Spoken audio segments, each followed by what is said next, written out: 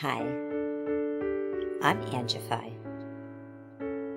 I started Angified Presents.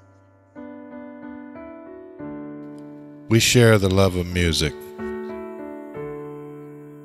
It has been medicine and therapy. Nothing else worked. It has saved many of us. With mental health, we need to open our eyes. Hurt people.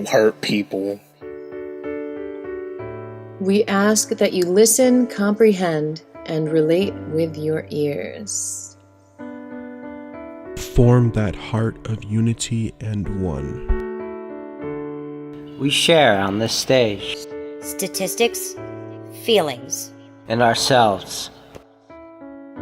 We stand with the belief to be you, to be heard, and to be original. We all may be different, with opinions and beliefs. At the end of the day, we are all brothers and sisters. We are family.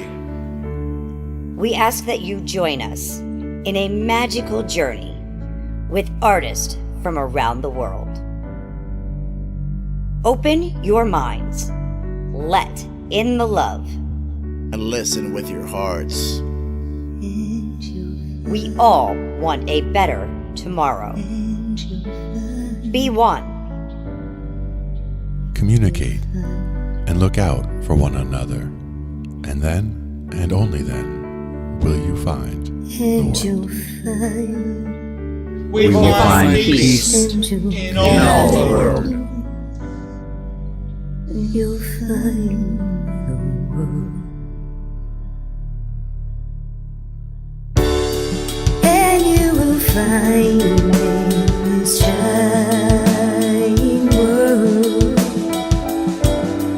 Heroes among us and every boy and girl. Many have been broken, red hearts turn black.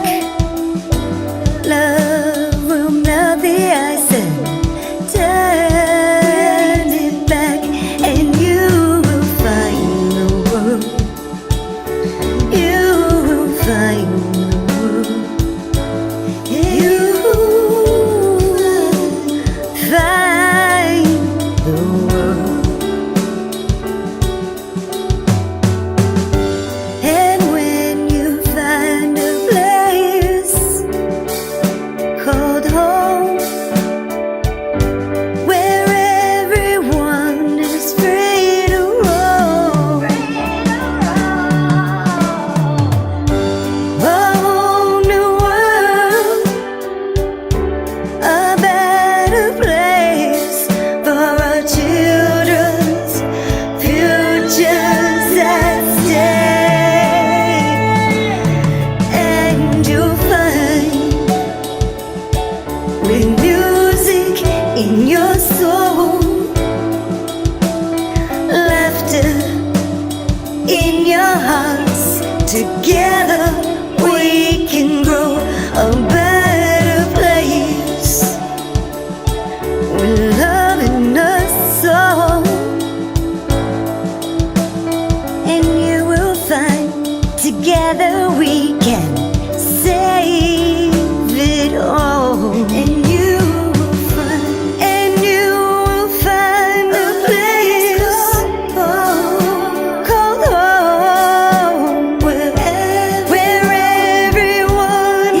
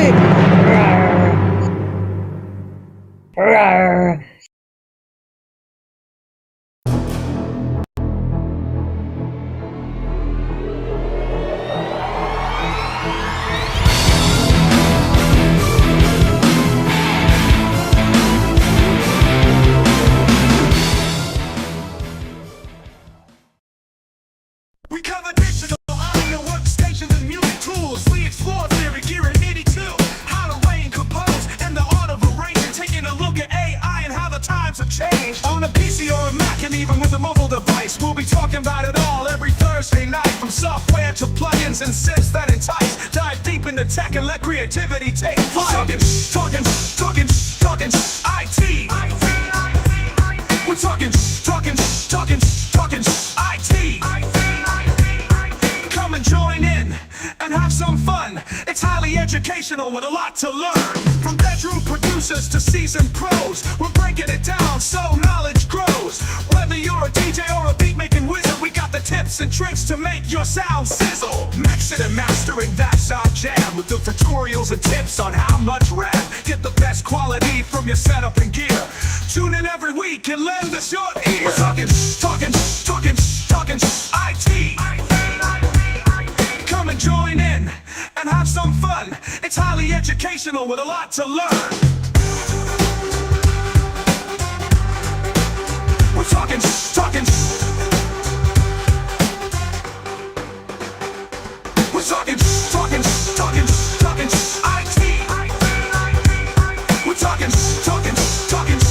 IT. Every Thursday night on Angified.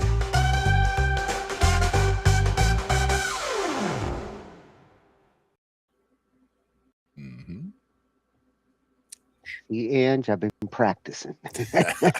You have indeed. And it's Thursday once again. Yes. We did it. We made it again. I'm highly educational. That's right. But you got a lot to learn. Yeah, well, and we do, just to follow up on some of the things we've been looking at with the age verification, like, that we were looking at last week and the week before, and going from Discord talking about it to California has already done a law that's going in effect in January 1st. Colorado's trying to do one. And what I've been seeing over the last week, a lot of YouTube has caught on to this news. And it's not just one channel talking about it anymore. There's a whole bunch of them. Countries are starting to talk about taking this approach. Some of the software companies, especially the Linux ones, they're kind of like picking a side there. Some of them are like, nope, our Linux isn't going to be available in that state if that's the case. Others, like Ubuntu, are actually like, oh, we'll do this on our own. You don't have to make a law. We'll do it manually. It just makes sense, yeah. But the camps are divided. So how this plays out, and whether it's a forced thing or whether it's a voluntary industry standard, we're going to see over the next couple of months. Yeah, we are for sure. And like you said, it's one of those things where, somebody needed to be first, and a lot of places already had it on their mind, but they just, they didn't see the urgency, or they didn't see the groundswell of support for it or any of that. But at this point, they're starting to see, as those conversations come out and as some of these places take it more seriously, it does open up that conversation. And the places that are more, like you said, more open to it or more willing to do that change either on their own or just take that as something to run with, essentially, and other places that are just flat out, nope, we're not doing it. And, they'll put their foot down like that. And that's fine. Like some will be on each side, but we'll see where things shake out going forward. Yeah, I'm kind of surprised that it took something like a Discord to kick in this conversation at this level. I would have thought like a Facebook would have kicked this conversation in a long time ago. Yeah, I mean, I have my own feelings about Facebook, but I think that, they are or should have been at the leading edge of this a long time ago. Let's put it that way. Well, also YouTube. I mean, when you're talking about content and deciding what's acceptable to show to different age groups, I mean, unfortunately, YouTube can't police their content the way that they should. And because of that, I mean, your kid could easily see content they're not supposed to on YouTube, even when they know it's a kid. Well, and again, so much of it comes down to the people responsible for that kid. Like someone, the parent, the guardian, should have set up a machine that has restricted accounts, and whether you're whitelisting addresses that they need to get to, or you're just blacklisting everything, or whatever. There are ways to deal with what the child can see, but that should and must start with the parent, the guardian, whoever it is that's responsible for that child getting on the internet in the first place, because the child didn't just run down to the store and buy a computer and put themselves online, right? I mean, someone did that for them. Yeah. And if you feel like your child is still a child and they're getting on to a YouTube, then your only option right now is you put them under the YouTube Kids umbrella, in which case, like, the only YouTube that my niece's kid, that's how he gets to YouTube. It's only the YouTube Kids content. Yeah. The, So, like, the rest of whether YouTube, you really can't, like, just keep your fingers crossed that they're not going to come across something. You just don't offer it to them. Right. And again, like, some of the kids that I grew up around, or the kids that grew up around me, I should say, were the least online kids I've ever seen. Like, I've never seen, kids that were more into, books and sports and things like that, rather than sitting there scrolling. Because so much today, if you looked around a classroom, you'd see everybody just scrolling on their device and not doing real world stuff, where, my niece and nephew just, they grew up the way we grew up, which was more, going outside and playing and, reading, and whether it's sports or whatever. Like, the TV that they watched was very minimal, but they would watch, Yankee games, for example, things like that. But, not just sitting there and soaking in shows. Instead, they would go read, they would read the whole Harry Potter series and stuff like that, So it's a question of having them have the right influences in their life where they are drawn to the content of different types, whether it's, plays or concerts or whatever. There's different things that kids could find interesting, and there's different ways to get them involved in those types of things. Yeah, the times changed once you gave them screens they could carry with them. Yes. It's one thing to stay home all day and stare at a screen at a desk, but the moment that you could put it in your pocket, then everybody started getting distracted. Yeah. True. And that's where, they had to have laws about, you can't be texting while you're driving. I mean, that's already a law, I would think, in most places. I know it's a law here. Like, I see it all the time. Don't text and drive and this and that, where I am, because I know that, so many accidents would be caused around here, and you can just see distracted driving happening all the time. Somebody sitting there blocking the left lane, and they're just sitting there staring at their phone. And even before there was texting, people fidgeting with radios and distracted driving has been around as long as driving has. Oh, even just people in the car. I mean, you see people that are carrying on a conversation as if they're sitting in their living room. And it's like, no, you are the driver. You have responsibilities right now. You need to be taking that seriously. Well, at least for the moment. Eventually, we're going to get at these self-driving cars, and then you can sit back and exactly let the car drive you. And then there's the whole the flying cars and the whole thought about that, and how that would all have to be controlled from a centralized place. And the whole problem I have with that really is that could be hacked at some point. And you don't want all those people flying around in cars to then suddenly, have a new destination and a new arrival time. Yeah, at the ground. I've been going through the flying car rabbit hole the last couple of weeks, and there's some definitely want to have a tech night where we look at it, but right now the technology, it's getting to that point of like, whoa, this is cool. Maybe we might see flying cars in 2026, 2027.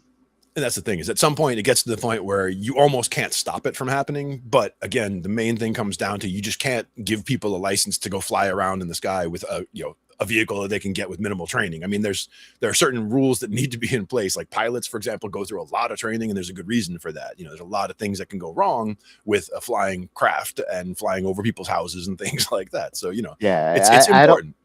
I don't trust drivers on the ground. I'm not sold on them up in the air. No, but again, when it comes down to the choices, would be everyone's either driving their own car in the sky, or there's a centralized thing that's driving it for them. But both have their serious drawbacks. And so I don't, that's why I haven't seen it, I don't see it as a mass adoption thing. And I don't see that as a problem because people don't want it.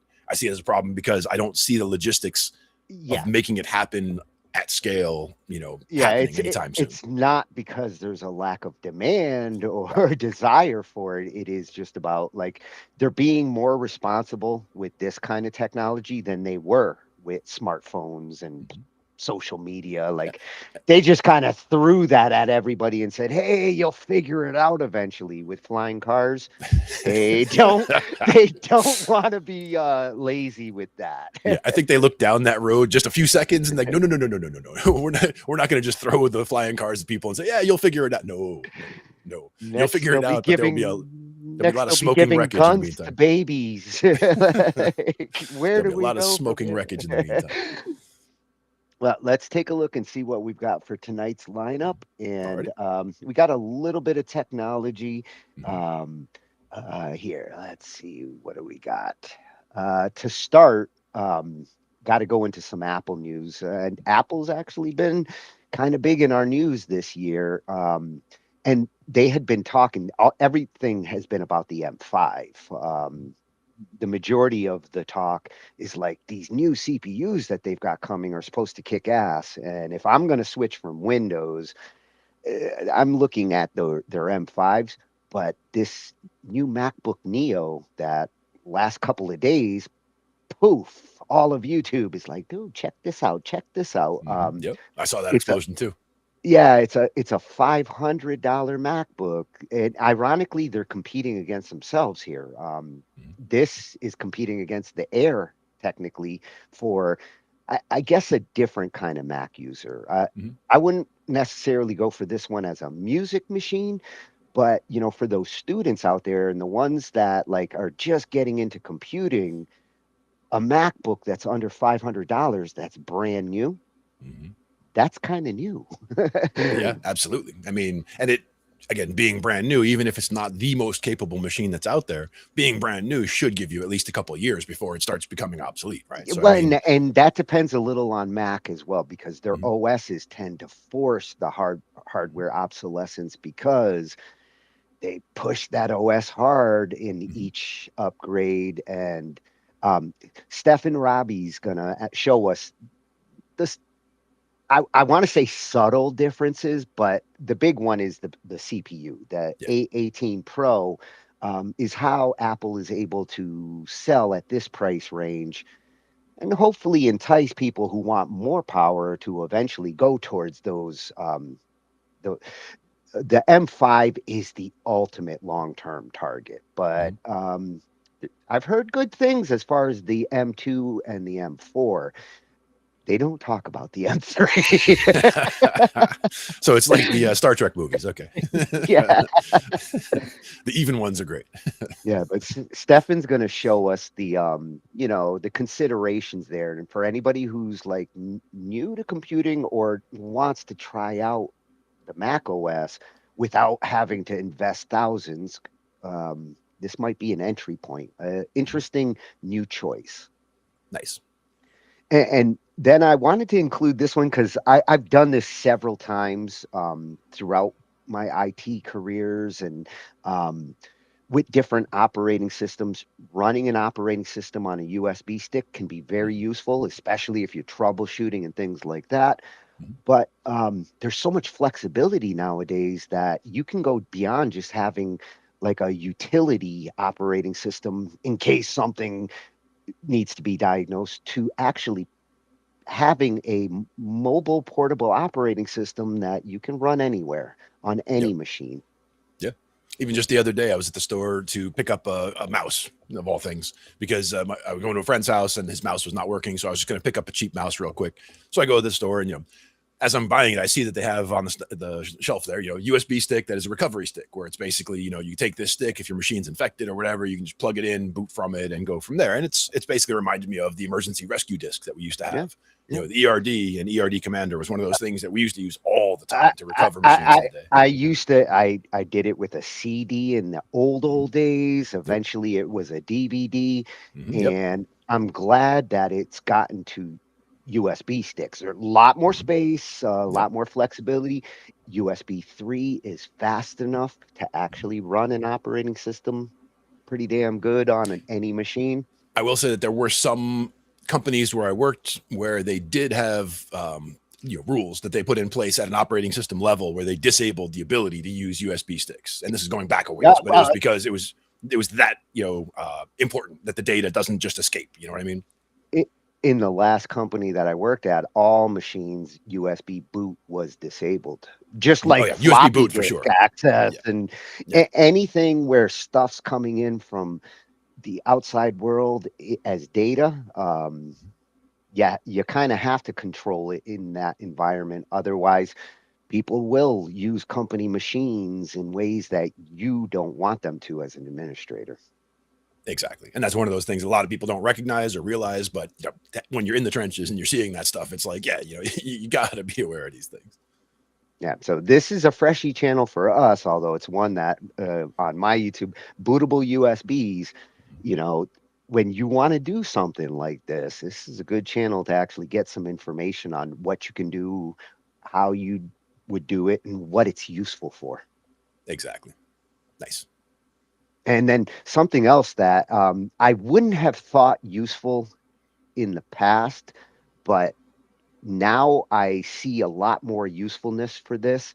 And come to find out, I thought like I'm going to have to run a special program or something to do this. No, if you've got an AMD or an NVIDIA card nowadays, you can actually do virtual resolutions. So you might be pumping out to your monitor that's 1080p or a 4K monitor, but if you actually wanted to have 8K resolution in space, um, you can do it out the box with NVIDIA and AMD. It's just a matter of setting the right settings. Why would you want to do something like that? If you're stuck with a single screen, but you want to do a stream and you actually want to be able to have a second screen that's not taking up your screen where you're running your OBS, you can actually put your display screen in a virtual space and you don't have to see it in front of you. You can see it in your OBS, and it's like having two monitors with one monitor. What's funny is that's how I used to always run here, because I had the one monitor that was connected. You know, I had my main TV that I'm watching right now, and then I have this other screen that I was using as a second screen that I had connected to the onboard video on the computer, and I just had a double desktop. So I had the desktop that I was mainly watching, and then I had the other desktop that I was off to the side, and that would be the one that I would have on the second screen so that I could be watching something here while I'm doing something else. I haven't set that up yet on this new machine, so I still just have the one desktop and the other screen is just not connected. But same idea, where I was getting double desktop resolution, but I just had the one screen, and I could actually just go to the other screen, you know, either through a hotkey or just, you know, through a mouse click, you know, get over to the other screen to see what's on that other desktop.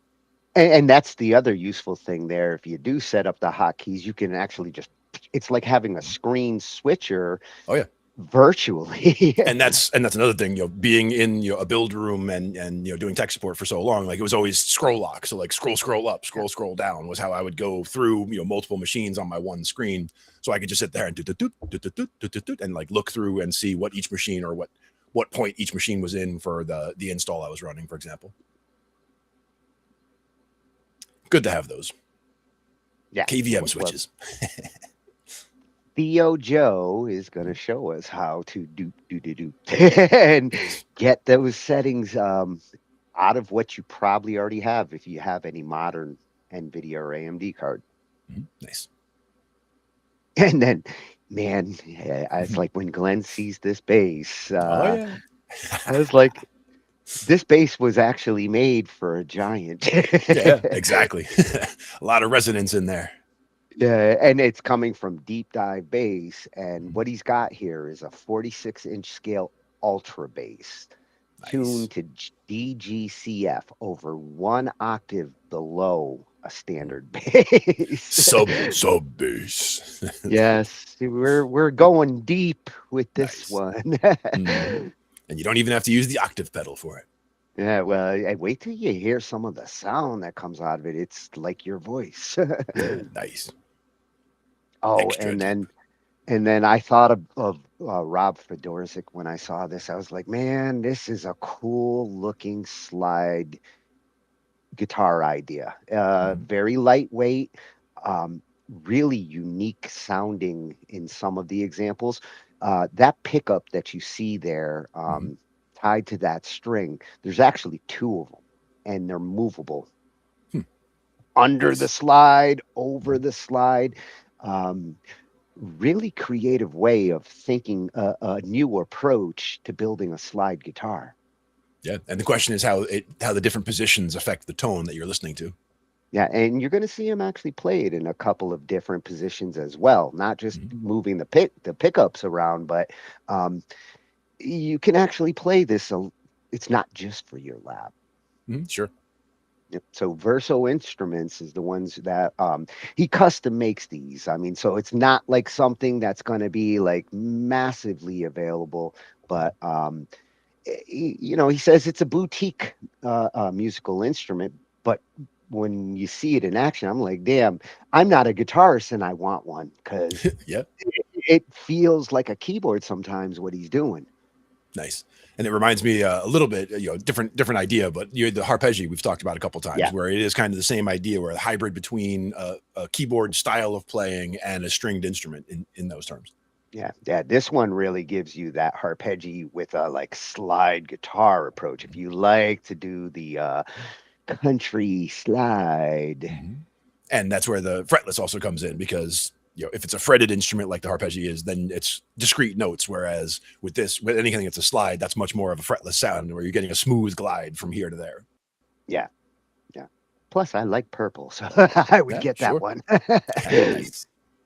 And then to finish off, we're going to do a little theory because it's been a while since we covered a chord, a specific chord in a progression, and I thought, what better one than the 3? The 5 of the 6, yeah. Well, technically, I was like, what does he mean, AKA 5/6? And then I thought about it. I'm like, okay, I understand where he's going with it, and I'm kind of curious to see how he relates that 5/6 to the 3.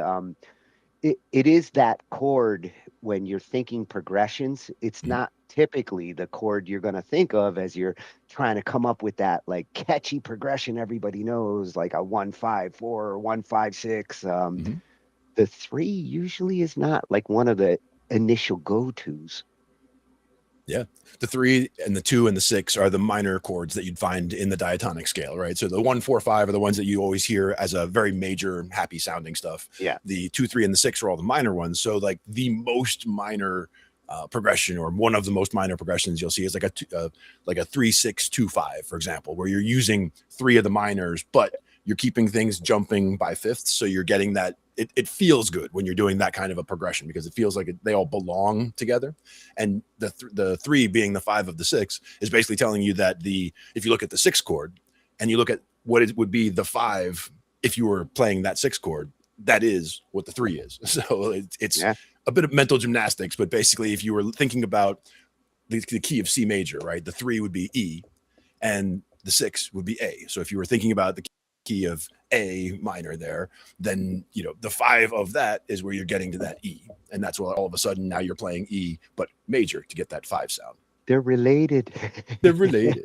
But it does get confusing, and it is one of those things where we're realizing that the 3 is the 5 of the 6 and that the 2 is the 5 of the 5. Like when you start looking at them that way, it's a way of getting, like we've talked about the 2-5-1 progression and how it pulls to the 1. So like you play the 2, then when you play that 5, it really wants to go to the 1. That's kind of what this is getting at, where if you're playing the 6, the 5 of the 6 is the 3. So you're playing that 3, it won't go to the 6. If the 2 or is the 5 of the 5, it feels like it wants to pull there. It's about pulling to that next chord where you're trying to get to. I'm describing it badly, but Jake will do a better job. Sounds like math class. Yeah, I figured Jake, who better to actually explain the uniqueness of the 3 in this than Jake. Signal Music Studio, one of the first channels that we ever watched on Talkin Shhh I.T. Exactly. When it comes to theory, he's the champ of explaining it. Exactly. And especially when it comes to, like you're saying, the modes, or in this case, looking at the way the chords relate to each other. He has a great way of explaining things. He has great examples that he comes up with, even songs that he writes in a certain style or key to get his point across. Yeah. For spooky chords, he can really sound spooky. Oh yeah, every Halloween he's actually had the best video, and I think the first one we did from him was the dad rock. I think it was. What? The Dorian dad rock. Yeah, Dorian dad rock. Good stuff. He's going to show us the 3. But before we're going to start with, we're going to take a look at this MacBook Neo. I need to decide if I do want to have like a Apple OS, not necessarily to make the music with. I mean, it'd be nice, and I'm assuming this can at least handle basic music tasks, but I wouldn't choose this one if I said I want to make a music machine. I would choose this one more if I'm a programmer. I use the internet, like most people do. You don't really need a lot of horsepower to be happy, and this doesn't cost the $1,000 that normally a MacBook would. It's starting at $499. Yeah. And I mean, as a Mac product, it should be still pretty solid at $499. I mean, it's not going to be like, it's not going to have the wheels falling off at $499 like you would see with some products. You go for a cheaper version of a product and you end up with something that's, not going to hold up. But when it comes to Mac, I've always seen it as being very solid all the way through the product line. Yeah, and their operating system is pretty solid. I don't necessarily like the way the UI works because I'm so used to my buttons being on this side. And I'm used to a certain setup, which every time I do go over to the Mac OS, I'm constantly reprogramming my brain. But the operating system itself, the setup of it, all of that, I almost prefer over Windows sometimes, especially when it comes to the audio equipment, hooking the audio equipment up. Apple's does a much better job in some cases. Oh, yeah. Yeah. So this one's Stefan Robles at Beard FM.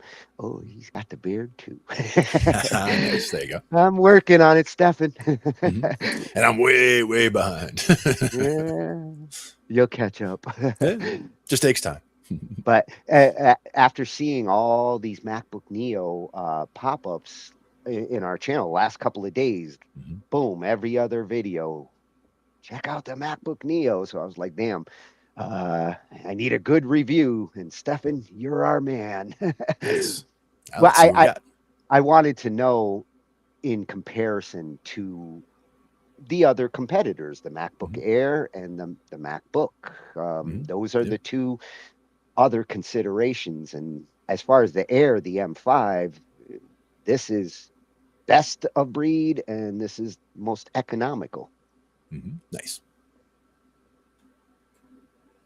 Apple just released the new MacBook Neo. It is Apple's most affordable MacBook ever, starting at just $599, and with an education discount, it's just $499. That's right, you can get a brand new MacBook today for $500. Now, this new MacBook is based on the A18 chip instead of an M series chip. We'll get into those details in a second. 2 USB-C ports, headphone jack, 13-inch display, and you can get it with Touch ID, but there are very minimal customization options. So let's talk about whether you should go with the MacBook Neo or the MacBook Air, and why this might be Apple's best-selling MacBook of all time. The new MacBook Neo is made out of aluminum. It's not like those old school MacBooks that were plasticky, so you get a high-quality aluminum frame, and you do get multiple color options, the most colors of any MacBook in Apple's lineup. Apple says it's going to have 16 hours of battery life, 1080p FaceTime camera, 2 side-firing speakers, and you have those 2 USB-C ports. No MagSafe for charging, and no Thunderbolt if you wanted to connect faster peripherals. The display has the same brightness as the MacBook Air at 500 nits, but there are some trade-offs to that display too, more in a second. And when it comes to ordering it, which you can actually pre-order right now, customization options, super minimal. You choose your color, the silver, blush, citrus, or indigo, and then you choose the storage size, and that's it. 256GB SSD is the starting storage.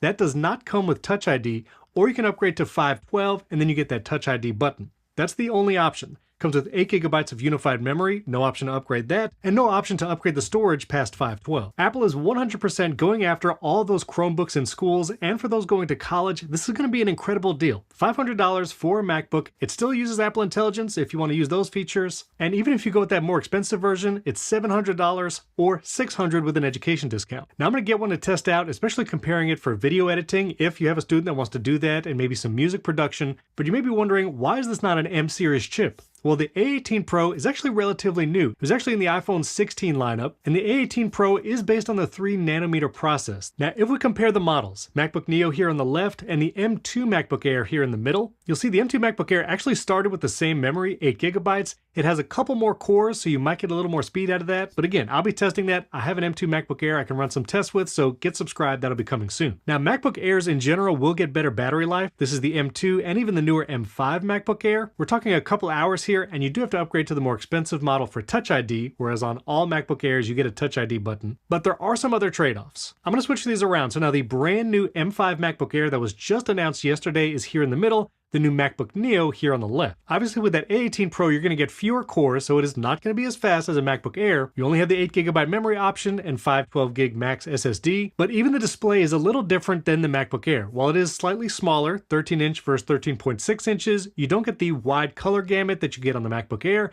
and the MacBook Neo does not have True Tone. That's where the temperature of the display adjusts to your surrounding light. You may or may not notice that, but it is not on the Neo where it is on the MacBook Air. Also, that front-facing camera you can use for FaceTime, the MacBook Neo says it has a 1080p FaceTime camera, but no center stage. That's where it'll zoom in on you and actually follow you a little bit around the room. No center stage on the MacBook Neo, while the newer MacBook Air has that 12-megapixel center stage camera. Now, audio is something I'm definitely going to have to test. The MacBook Neo has 2 side-firing speakers, and the MacBook Air sound quality has always been a little lackluster, especially compared to the MacBook Pros, but we'll have to see how the MacBook Neo sounds compared to the Air, so stay tuned. MacBook Neo has dual mics instead of the 3 mics like the new MacBook Air, and this may or may not be important to you, but there is no backlit keyboard on the MacBook Neo. MacBook Airs, either the M5 and even all the way back to the M2, have that backlit keyboard. Also, strangely, the trackpad doesn't have the Force Touch. That's where you can push a little harder on the trackpad on your MacBook Air or MacBook Pro and do something different, like look up a word in the dictionary rather than just clicking it. Has slower Wi-Fi 6E compared to the new Wi-Fi 7 chip in the MacBook Air. That's not a huge deal, and it actually has the same Bluetooth 6 as the Air. And when it comes to ports, strangely, it's one USB 3 and one USB 2 port. So again, transferring and data speeds, you're not going to have fast speeds if you're dealing with like external SSDs and video footage. That's not what the Neo's for. MacBook Air, on the other hand, you get 2 Thunderbolt 4 ports. And you'll see at the bottom it comes with a 20-watt power adapter. You'll see here on the tech specs page the difference between those 2 USB ports, so slower speeds on the 2, faster speeds on this USB 3 port. And this little slot right here, not SD cards. I think that's the speaker. It does support one external display up to 4K 60 Hz, so not higher refresh rates. And I can't find any information if it will charge faster than that 20 watts, but stay tuned, I'm gonna get one to test. Overall though, the MacBook Neo, especially for students and maybe even those going to college next year, this is an incredible deal. This is the cheapest ever MacBook. Now, depending on your needs, maybe an M2 and M4 MacBook Air used or having a sale on Amazon, those might be worthwhile, especially if you need more storage, like a terabyte or higher, or you need more unified memory because you're doing a ton of tabs, or you want to do video and audio production. I edit videos on my M4 MacBook Air whenever I'm traveling, and it doesn't miss a beat. I'll be testing that with the MacBook Neo to see how far I can actually push it editing videos like for the YouTube channel on that cheaper laptop. But for students doing research, writing papers, web browsing, and wanting that Apple ecosystem experience with their iPhone and maybe their iPad, the MacBook Neo is an incredible deal. Now, one other thing I wish was different, the weight of the MacBook Neo is actually the same as the MacBook Air. And even though it has a smaller display, the physical dimensions of the device are slightly larger in some areas compared to the MacBook Air. So I'll do that one-to-one comparison. I wish it was a little lighter, but again, for that price, pretty incredible deal. So get subscribed. I already ordered one. And yes, I also did order the Studio Display XDR. So get subscribed. All that stuff is coming. I'll put a couple videos up here YouTube thinks you'll like. And if you want to make the most of that Mac, shortcuts and automation is the way to do it. And you can learn more in my shortcuts community at shortcut.bot. We'd love to have you there. We've actually crossed the 4,000 number. There's now over 4,000 members that have joined for free and a bunch of support to get access to my weekly live streams, which I'm going to be doing one in an hour. So I got to get off and edit this video. You also get all my YouTube videos ad-free when you become a member of the community. So again, that's shortcut.bot. Thank you again for watching, subscribing, liking, commenting, and we'll catch you next time. Oh, I'm going to have to check out your live stream, Stefan. Oh, yeah. And like you said, I mean, the weight was always never, the biggest thing for me. I've never really cared that much, a couple ounces here, a couple ounces there. But, the dimensions could matter in terms of getting into a bag and all that kind of stuff. But I've always gone with a desktop because I've always preferred the upgradability and everything else. And I never needed the ultra portability of the laptop. So I've always been more of a desktop guy. But yeah, but if you're a student, like who he's suggesting as the potential market here, if you're a, freshman at college and you're going to need a computer in order to go learn, these are the kinds of devices, like you do need an actual computer. You can't be learning at college on your phone. I mean, I'm not saying you can't, I'm saying you shouldn't. You're going to need to do more than just take little notes and little things that a phone does. You're going to need an actual screen and a desktop operating system. The mobile operating systems are not conducive to like long-term 6 to 8 hour a day research and work. Yeah. And, term papers and all that. Yeah. I mean, you're not wanting to try to do any of that on a phone. I mean, that's. And I'm curious to see his results testing it as a low end video editor. It's got the capabilities and the horsepower to do it. Although the lack of a Thunderbolt port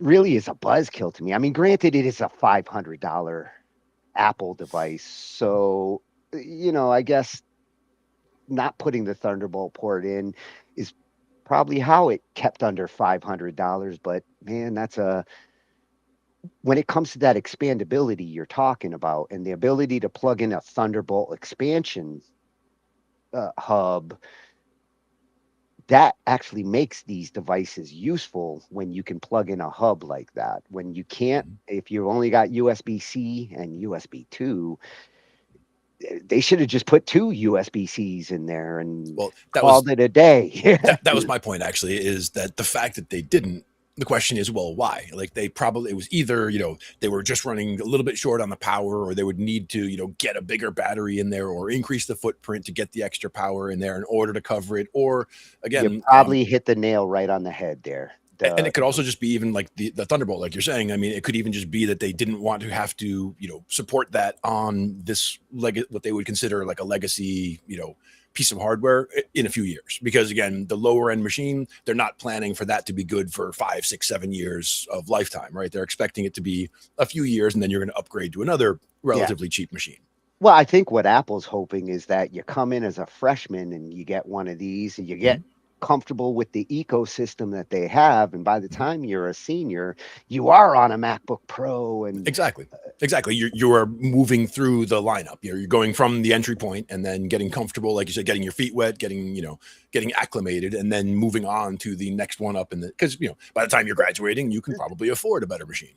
The only thing they got to be careful there with the minimalist approach like this, where they're limiting some things like your SSD options. I don't understand why the 512 actually gives you ID options that the 256 doesn't. That kind of weird, but I would say they're not directly related to me. Like it's just that they had the Touch ID would be something that needed to be they couldn't quite fit it into that $499 budget, so they had to like make that extra. So then the added storage and the button, because a lot of people weren't going to pay an extra $100 for just the button, for just or just for the extra space on the SSD. Some would, if they really understood you're going to fill up either of those. 512 isn't even enough, but 256, of course you're going to fill that.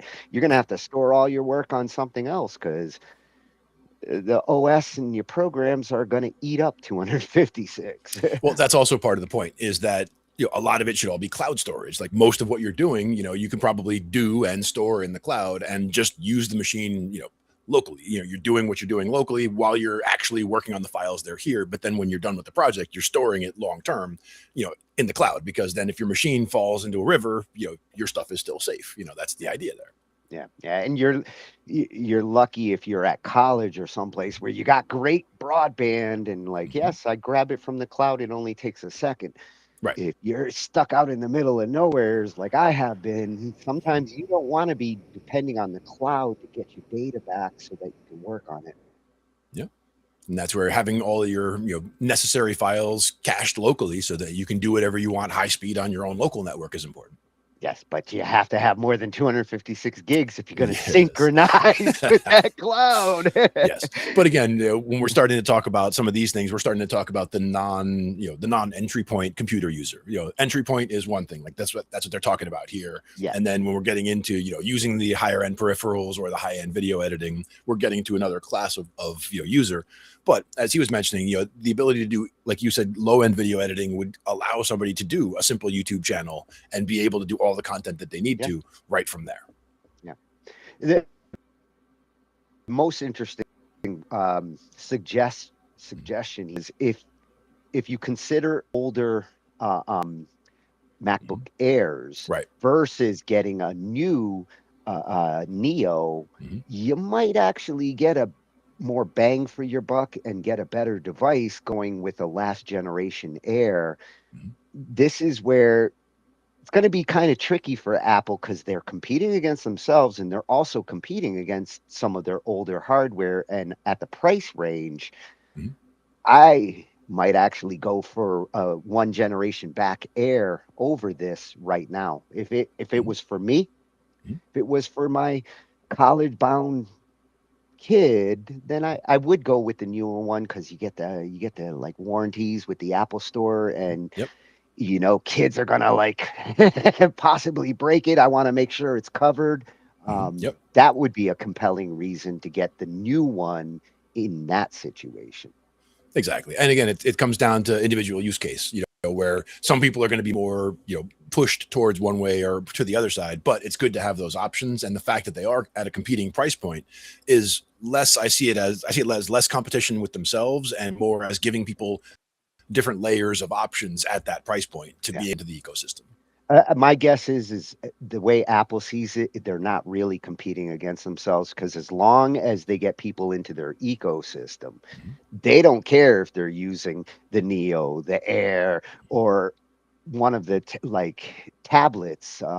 They're happy to get anybody into their ecosystem, because once you're in with one thing, you tend to follow with all the other things. Exactly. Yeah. And they know it. Yeah. Damn you, Apple. I know it too. We know what you're up to. Yeah, so but it works.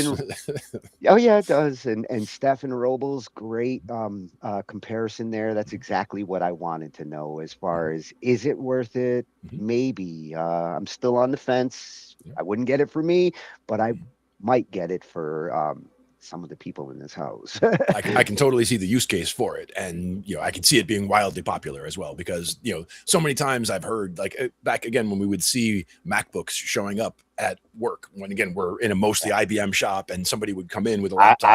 I was one of those guys that actually did bring a MacBook to work. I got them to pay for it though. I wasn't going to pay for it. I just needed to beta test. and at that point we were getting, that's when we were getting started with the dual booting, at that point. So like, it was just starting to be able to do Windows on the MacBook and all of that. So it was at that point. And, again, I can see the use case, I can see where it's useful, but also I can see where, not everyone's going to jump for this option or that option, but they like to have the options. So yeah, the one other last thing that he compared and mentioned was them targeting the Chromebook market. And yes, it seems like they are, but they're price-wise, they're not really competing with the Chromebook market, because you got to cut that price in half to actually start competing with the Chromebooks. They come in at 200, 250, and you can get decent Chromebooks for a young student. 500 means your parents really like you. That's what I was going to say, is if you looked at the spec sheet, for example, at the $200 Chromebook versus the $500 Neo, how close are those specs versus the $500 Chromebook versus the Neo? I'm thinking that, even if those are relatively close, the fact that you're getting into the Apple ecosystem has that extra little premium value to it, as far as a lot of people's view of the thing. So even if it costs a little bit more for the Apple, they would probably go for it anyway, if everything else was pretty much apples to apples, Yeah, and if you actually are like a big fan of the Chrome ecosystem and how it does things, you can do that on the Mac. You can do it in the Windows. The beauty of that whole approach is you don't necessarily need a Chromebook to get all those tools. That's built into the Chrome ecosystem. Exactly. So I don't know if they're really going to compete with Google directly there, but they're definitely going to sway some new users to their ecosystem with this. They will get some market share for sure from that. Yeah. Yeah. Thank you, Stefan. Good comparison. Yes, indeed. And now we're going to look at what I would have called a trick in the old days, like the ability to boot from a USB to an operating system, whether you got a drive that went bad and you need to be able to diagnose it, or your Windows crapped out and you need to figure out, can I recover it, or how do I get my data off so that I can wipe it? In the old days, that's why I would boot to a operating system. But in the last decade or so, Windows to go and there's been a lot of different new options to just put your operating system on a USB stick and run it from there. Performance kind of sucked at the beginning, but now we got USB 3 speeds and USB sticks are huge. This is actually a much more feasible option nowadays to have an operating system that you can go over somebody else's house, borrow their computer, boot to this, and you're on your computer for that time. And then when you're done, you pull it out. That data's with you. It's not on that computer. You're not compromising your account or anything because you're not using their computer for anything other than hardware. MAC address. Yep. Yes, that's, I guess, with today's identity-centric world, they'll know where you came from over the internet, but you'll be coming from your own accounts and your own authentication. Yep.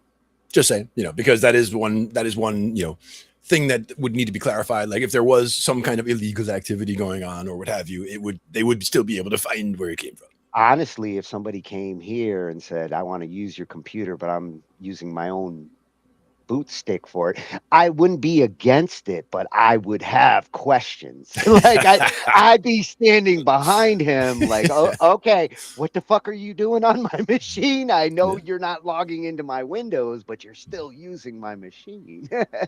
Exactly. And that's where it's like, hey, let me just take my hard drive out of there real quick and then go ahead. Yeah. Yeah. And this looks like a channel that actually thinks like me when I'm looking at some of these like videos on, not necessarily hacking, but security and the kinds of concerns that we have as network administrators at bootable USBs, and looks like they actually also have products. So you don't have to make these USB sticks. If you're looking for a turnkey solution, they've got some. Indeed. I like making them though. That this is something that I've done over the last 25 years for different reasons and different boot configurations. Sometimes it is nice to have a little Linux like recovery stick, and running Windows on a USB stick actually can be useful. Exactly. I'm kind of curious. It has some limitations, but it can be useful.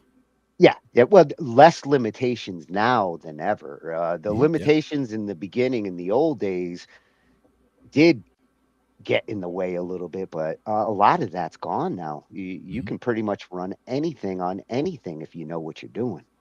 Yep. So let's see if we know what we're doing. We'll find out. Today I'm going to show you how you can take your entire PC and stick it in your pocket. Even if you have a full-blown tower like I do, we're going to put the entire PC on a USB flash drive and take it wherever we go. You can pop that into almost any PC or laptop and boot up your exact PC wherever you are. I'm going to cover everything step by step, so feel free to follow along. Let's get started.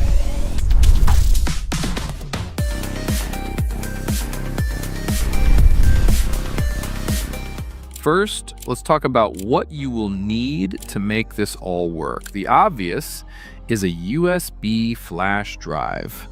I'm going to use a Transcend ESD310C for this. I also love the Team Group X1 Max. Both are USB 3.2 Gen 2, which are capable of read and write speeds of 1000 megabits per second. These are true portable SSDs in USB form factor. I use these both for my Ultimate USB V2.1, available now. Product is tagged here, also linked in the description. You can use any drive you want, just note the experience will vary depending on the performance of your drive.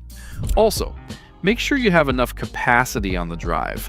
My PC system volume is a 256 gigabyte SSD. Using a 256 USB did not work, even though the captured image was smaller than 256. You see, the drive needs some room to breathe. I won't bore you with details, just note that for my setup, I went with a 512 gigabyte USB and it works great. Now that you have the USB, you'll need to grab some tools. Don't worry, these are all free. Head over and download the SysInternals Disk 2 VHD. The link for this is in the description. Have I told you how much I love SysInternals? Next, you'll want to download Ventoy and then extract it to a directory of your choice. The link for this is also in the description. Another amazing tool that I absolutely love. Last thing we need to get is the Ventoy VHD plugin, and you guessed it, link is also in the description. First things first, pop in that USB, navigate to the directory where you extracted Ventoy, launch the Ventoy 2 disk app. Make sure you select the correct drive letter of the USB. Triple check this part, it's crucial. Then hit install. You'll get a warning prompt just letting you know that everything on that drive will be wiped out and formatted. So again, make sure you are sure that's the correct drive. Once that completes, open the Ventoy partition in File Explorer and create a folder named Ventoy. Now grab the VHD plugin you downloaded and put it in that folder. A little tip from your Uncle Damien. When you create bootable Ventoy drives, you can still use these for general storage as well. I typically create a storage folder on the root just for that purpose. Now we need to capture the VHD of your PC's system drive. We can do this while your system is running as long as we check the right boxes. Before we do that, let's take a look at disk management. You can launch that by right-clicking the Start Charm or typing disk mgmt.msc in a Run dialog box. As you see here, your system volume may have multiple partitions. Make note of these as we need to capture them all in our next step. Now launch the SysInternals Disk 2 VHD tool. You are most likely running on a 64-bit platform, so launch the 64-bit flavor. By default, all of your volumes will be checked. We need to uncheck everything that is not related to that system volume. Most of you will want to capture the C drive, which is the default for Windows system volumes. Also include the other partitions that we made note of in Disk Manager. There will be another small partition for Ventoy. Do not capture that one. Now that we have the correct volumes checked, make sure the options for Use VHDX and Use Volume Shadow Copy are checked. Last option we need to set is the VHD file name. This includes the destination drive. You'll want to put the drive letter of your Ventoy USB drive there, followed by : /, and then the name you want to give the VHDX file. Make sure it has the .vhdx included. I'm just going to call mine pc.vhdx. Give your settings a once over to ensure you've got everything set correctly, then hit Create. This will take some time, probably a few hours to complete. Grab a coffee, walk the dog, and come back when it's done. All right, through the power of editing, that is done. Now all that's left to do is pop out that USB. All right, pop that USB in, power on your device, and start tapping the boot key until you see the boot menu. Once the boot menu appears, select your USB and hit enter. You should see the Ventoy menu with your PC.vhdx listed. Go ahead and hit enter to boot it up. Sometimes, if it's the first time you have booted the VHD, you might need to do this twice. It shouldn't take very long and you'll be greeted with a fully booted OS, the same exact OS that is on your main PC. Go ahead and log in and take a look around. Sweet! There you have it, your entire PC tower, all right here on this USB flash drive. All of your files, settings, apps, everything, just the way you left it on your main rig. You can't tell me that wasn't cool. All your files, all your apps, all your settings from your main PC right there in your pocket, ready to boot into wherever you are. Speaking of cool USB flash drives, make sure you check out the shop. Products are tagged here and the link is in the description. These drives are fully customized with up to 50 bootable environments spanning over a dozen categories, all ready to boot right out of the box. If you enjoyed this video, make sure you show some love by hitting that like button and subscribing to the channel. Leave a comment letting me know how you're going to use this amazing portable version of your PC. Until the next video, take care everyone.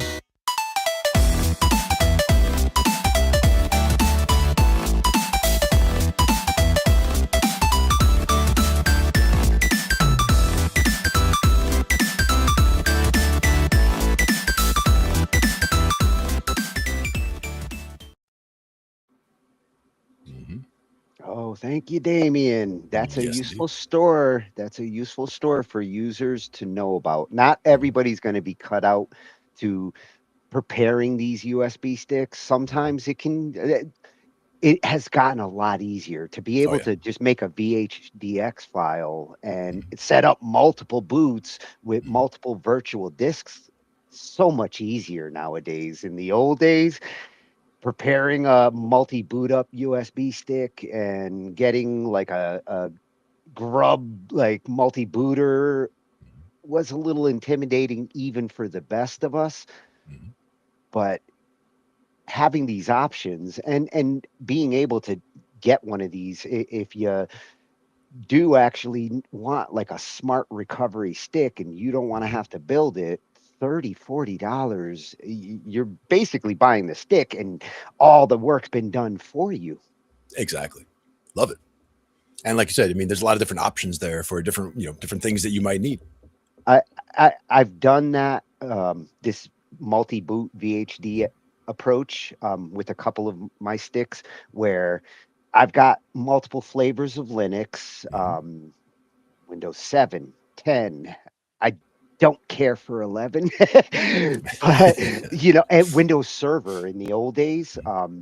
I used to have like all the different Windows that I was dealing with or troubleshooting on one stick.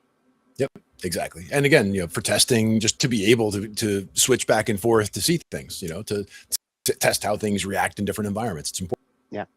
Yeah. The tools he mentioned there, those are my go-tos too. They're not super complicated.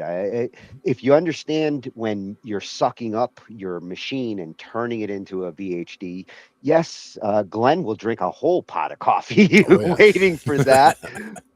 But indeed, when you do that, and not only are you getting a portable version of your machine that you can go run anywhere, if your machine does crap out later and you don't want to have to reinstall all those setups and programs that you did, you've got a machine backup as well. That's snapshotted at like, once you finish setting everything up and you're good, snapshot it this way and keep that stick handy. And if like you really want to go back to square one on your machine, that stick is a way of doing it without having to go through 6 hours of setup. Yeah. And if you're doing, and if you're keeping your setup pretty straightforward after that, like you're not adding software all the time, that snapshot is still valid. And then you're doing all your data stuff on a different drive. That's where you have a separate drive for the data. Once in a while, every 3 to 6 months, you're doing your Windows updates, you're updating your programs, things change, you re-image it. And this is revision 2. Ideally, if I have like ground zero stick, I won't delete that stick. I'll use a different stick for updated version. And if I do need to revert, I'll go to whichever stick I really want to start with. Exactly. And the sticks are getting cheap enough where, it's fine to do that as often as you need to for, having redundant backups. In like a backup solution situation, you're not buying one stick, you're buying a 5-pack. And like why you've got some extra ones for backing up machines. Yeah. Future proofing. Yeah. I've got enough machines here. I could use 10 sticks. Let's see. Right in front of me, I can see 5 different USB sticks. And these are all much smaller. Like most of them are smaller. Like the one is going to be the large one. The 256 was probably the biggest one from back when I got these because they've all been here for a while. I never throw them out. I've got a box back there that goes back to like the little like 2 megabyte and 4 megabyte. Well, I remember when they were first coming out with the you go to a conference, for IBM or whatever, and they're going to give you a USB key, but it was, the tiniest possible ones where they barely had room for the marketing materials on the USB stick. Right. Yeah. But, they would give them out because it had the company logo on it or whatever. Yeah. No, I don't throw them away. Hey, it could become useful someday. Yeah. If I ever need 2 megs and I don't have a floppy disk. Yeah. Try to boot on that. Go for it. Hey, I still have a USB floppy disk just for those weird, rare moments where it's like, damn, I really do need a floppy to do this. It's been almost like 15 years since I've had that moment, but I still have the USB. And it's important. You got to have that option. Before they take those ports away, because that's another thing, like people found out with the phones and the 1/8-inch stereo jack that they decided to take away from most people on their phones. And, I happen to love the 1/8-inch stereo jack. So to me, like that was a deal breaker. Like if you're trying to give me a phone and it doesn't have that jack, it's like, nope. I'm not a real big fan of Bluetooth. I mean, it's gotten better with Bluetooth 4 and 5, a little bit better, but still not my go-to. Yeah, I still prefer a physical connection. And even there, I mean, that's not 100%. Those connections go bad too, but I prefer a solid connection that, when it comes to troubleshooting, rather than it's going through the air and it's not getting from here to over there. Like that's a little harder to troubleshoot sometimes. Yeah, I'm not against it going through the air, but I like the option of getting physical. Right, exactly. So Damien at bootable USB Bs, plural, USBs. Nice. And for those who do want to have an emergency tool, if your computer does crap out, yes, it's nice to have like the technician to call, and they're probably going to use a tool like this to figure out what the hell's going on. But if you've got one, you can at least start to diagnose a problem you're having on a PC. Yeah. And as you said, I mean, if a hard drive died, you can just plug in the USB key and you boot up and it's like nothing happened. I mean, as far as you're back into comfort zone, you're back into, your apps, you're able to get to your email, you're able to get in, to the internet. You can do the things that you needed to do even before, your machine, your hard drive crashing.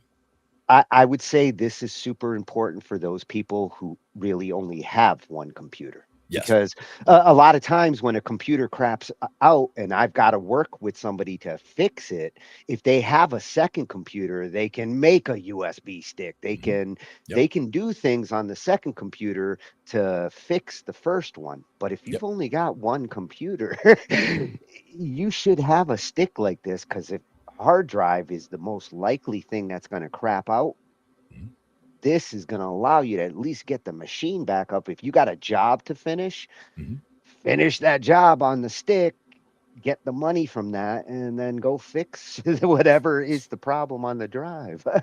Even just being able to get in to send the email saying my computer crapped out and, you know, I can't do the whatever, you know, I mean, that's, you know, having a step to be able to communicate. And again, being able to get to the internet, to be able to download drivers, to reinstall things on an actual hard drive. I mean, all these things are very helpful when you're actually trying to troubleshoot an actual physical problem. I have never had to send that email. Exactly. I will not send that email. I will. You've got make 15 it backup work. machines. You've got 15 backup machines. You have no excuse for sending that Even if I didn't, I would still figure out a way. Exactly. I did it on pen and paper. I'll send it over. Speaking of figuring out a way, when I saw this and I was like, I have done this in the past as well. And not for the same reasons I would nowadays. And the results, virtual resolutions in the old days, kind of hokey, didn't really work real good. You had to use proprietary programs to fake the resolution. But now it's built into any AMD or NVIDIA card. Yep. And I think a lot of that probably came from the, you know, people wanting to share their screens when they're playing video games is a lot of where like that screen sharing stuff came from. So like, I think a lot of that, you know, was influenced on the side. Or if you're lucky enough to have one of those ultra wide, hyper resolution monitors, and you want to have a resolution like this without the line in the middle, because if you are using multiple monitors and you want it to be seamless, sometimes the native resolution choice is weird. It doesn't do it seamless. If you use something like this, you are making the resolution across the monitor. Yep. You're getting that virtual resolution. Yeah. And if you can actually fake it, even if you're stretching it to make it fit, because I remote to a lot of my machines. I don't actually sit down at. I bring up their screens on my nice new 4K. If I want to like stretch an ultra wide 2-screen resolution to here, I can do it. And yes, I have to squint, but it's like super cool to actually see like 2 screens in one. Yeah. And I guess you could use the magnifier tool if you wanted to, right? So well, I do zoom in and out. Like if I want to see something on screen 1 here and I'm looking at both of them here, I use the zoom in and out of the remote to like focus on screen 1, and then I zoom back out. Now I can see both. Zoom in on screen 2. If you're controlling a bunch of screens in a environment like this, then you can jump around to any screen you want all around the room. Yep. And pro tip there is different background wallpaper on each one. Yes. So that you can immediately tell that, oh, I didn't mean to be on this one. I meant to be on that one. When I used to do this for the company that I did it for, and I was dealing with like 50, 75 different servers and machines, I started using that program that makes a desktop wallpaper that shows like the network information, the machine name. Because it's all right there. Every machine, I had a special desktop that was the like information I need to see in the corner. I knew what machine I was logged into. Just like that last video said, make sure that drive letter is the drive letter before you wipe it. Double check and then triple check. And when it asks you a third time for something, you better ask yourself, did I really double check that? Or am I, you know, just kind of clicking, yeah. Because when you ask that third time, it's like, wait, a third time? Like you're saying, oh, you're serious about that. You want to delete all of it. Okay. When I'm remoting to a server and I have to wipe it to get it back online, I'm not going to do it to the wrong server. Because that would be a waste of a morning. Yes. Sometimes that's how you take a whole network down. Let's not do that. So at Theo Joe is who I came across here for this. And he's going to show us how to natively, like, no special software involved here. Turns out I have this ability. We both do, yeah. Yeah, and I see you using it on certain machines here where these machines are part of the streaming process that we do, and I typically have to set up two monitors. One's got to be the stage and one's got to be the OBS controller. Yep. I don't think I need that two monitors anymore for that particular machine, because if I do this, I got the two 1080 screens that I want in one. Yeah, exactly. Perfect use case. Yeah. And a good way to save money when you don't have any more space for monitors. Yeah, exactly.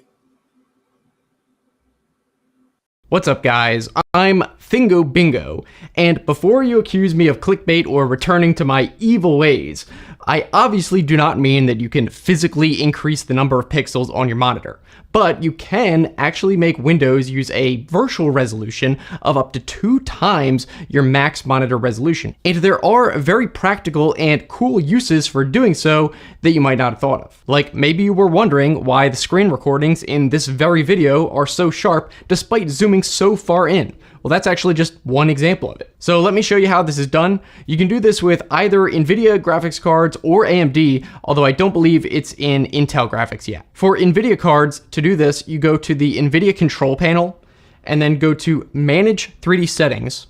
Then under Global Settings, look for the option called DSR Factors. And you can select multiple of these, but to max it out, just select 4.0x. And then also, you want to go to the DSR Smoothness option and set this to 0%. If you do not set that to 0%, it's going to do additional processing that I found can cause lagging on the display and stuff, so just set it to 0%. And by the way, you can also get to these same settings in the NVIDIA app if you go to Graphics and then Global Settings under there too. Now for AMD, apparently this is called something different. It's called AMD Virtual Super Resolution, and you should be able to get to this by opening the AMD software and then searching VSR, or apparently you can also find it under the display settings and it's just called Virtual Super Resolution. You can enable it, and I don't know exactly what this looks like in terms of other settings after you enable it, but I assume it's going to be the same with the NVIDIA thing. Anyway, after enabling it, to take advantage of it, you can go to the Windows settings and then System, Display.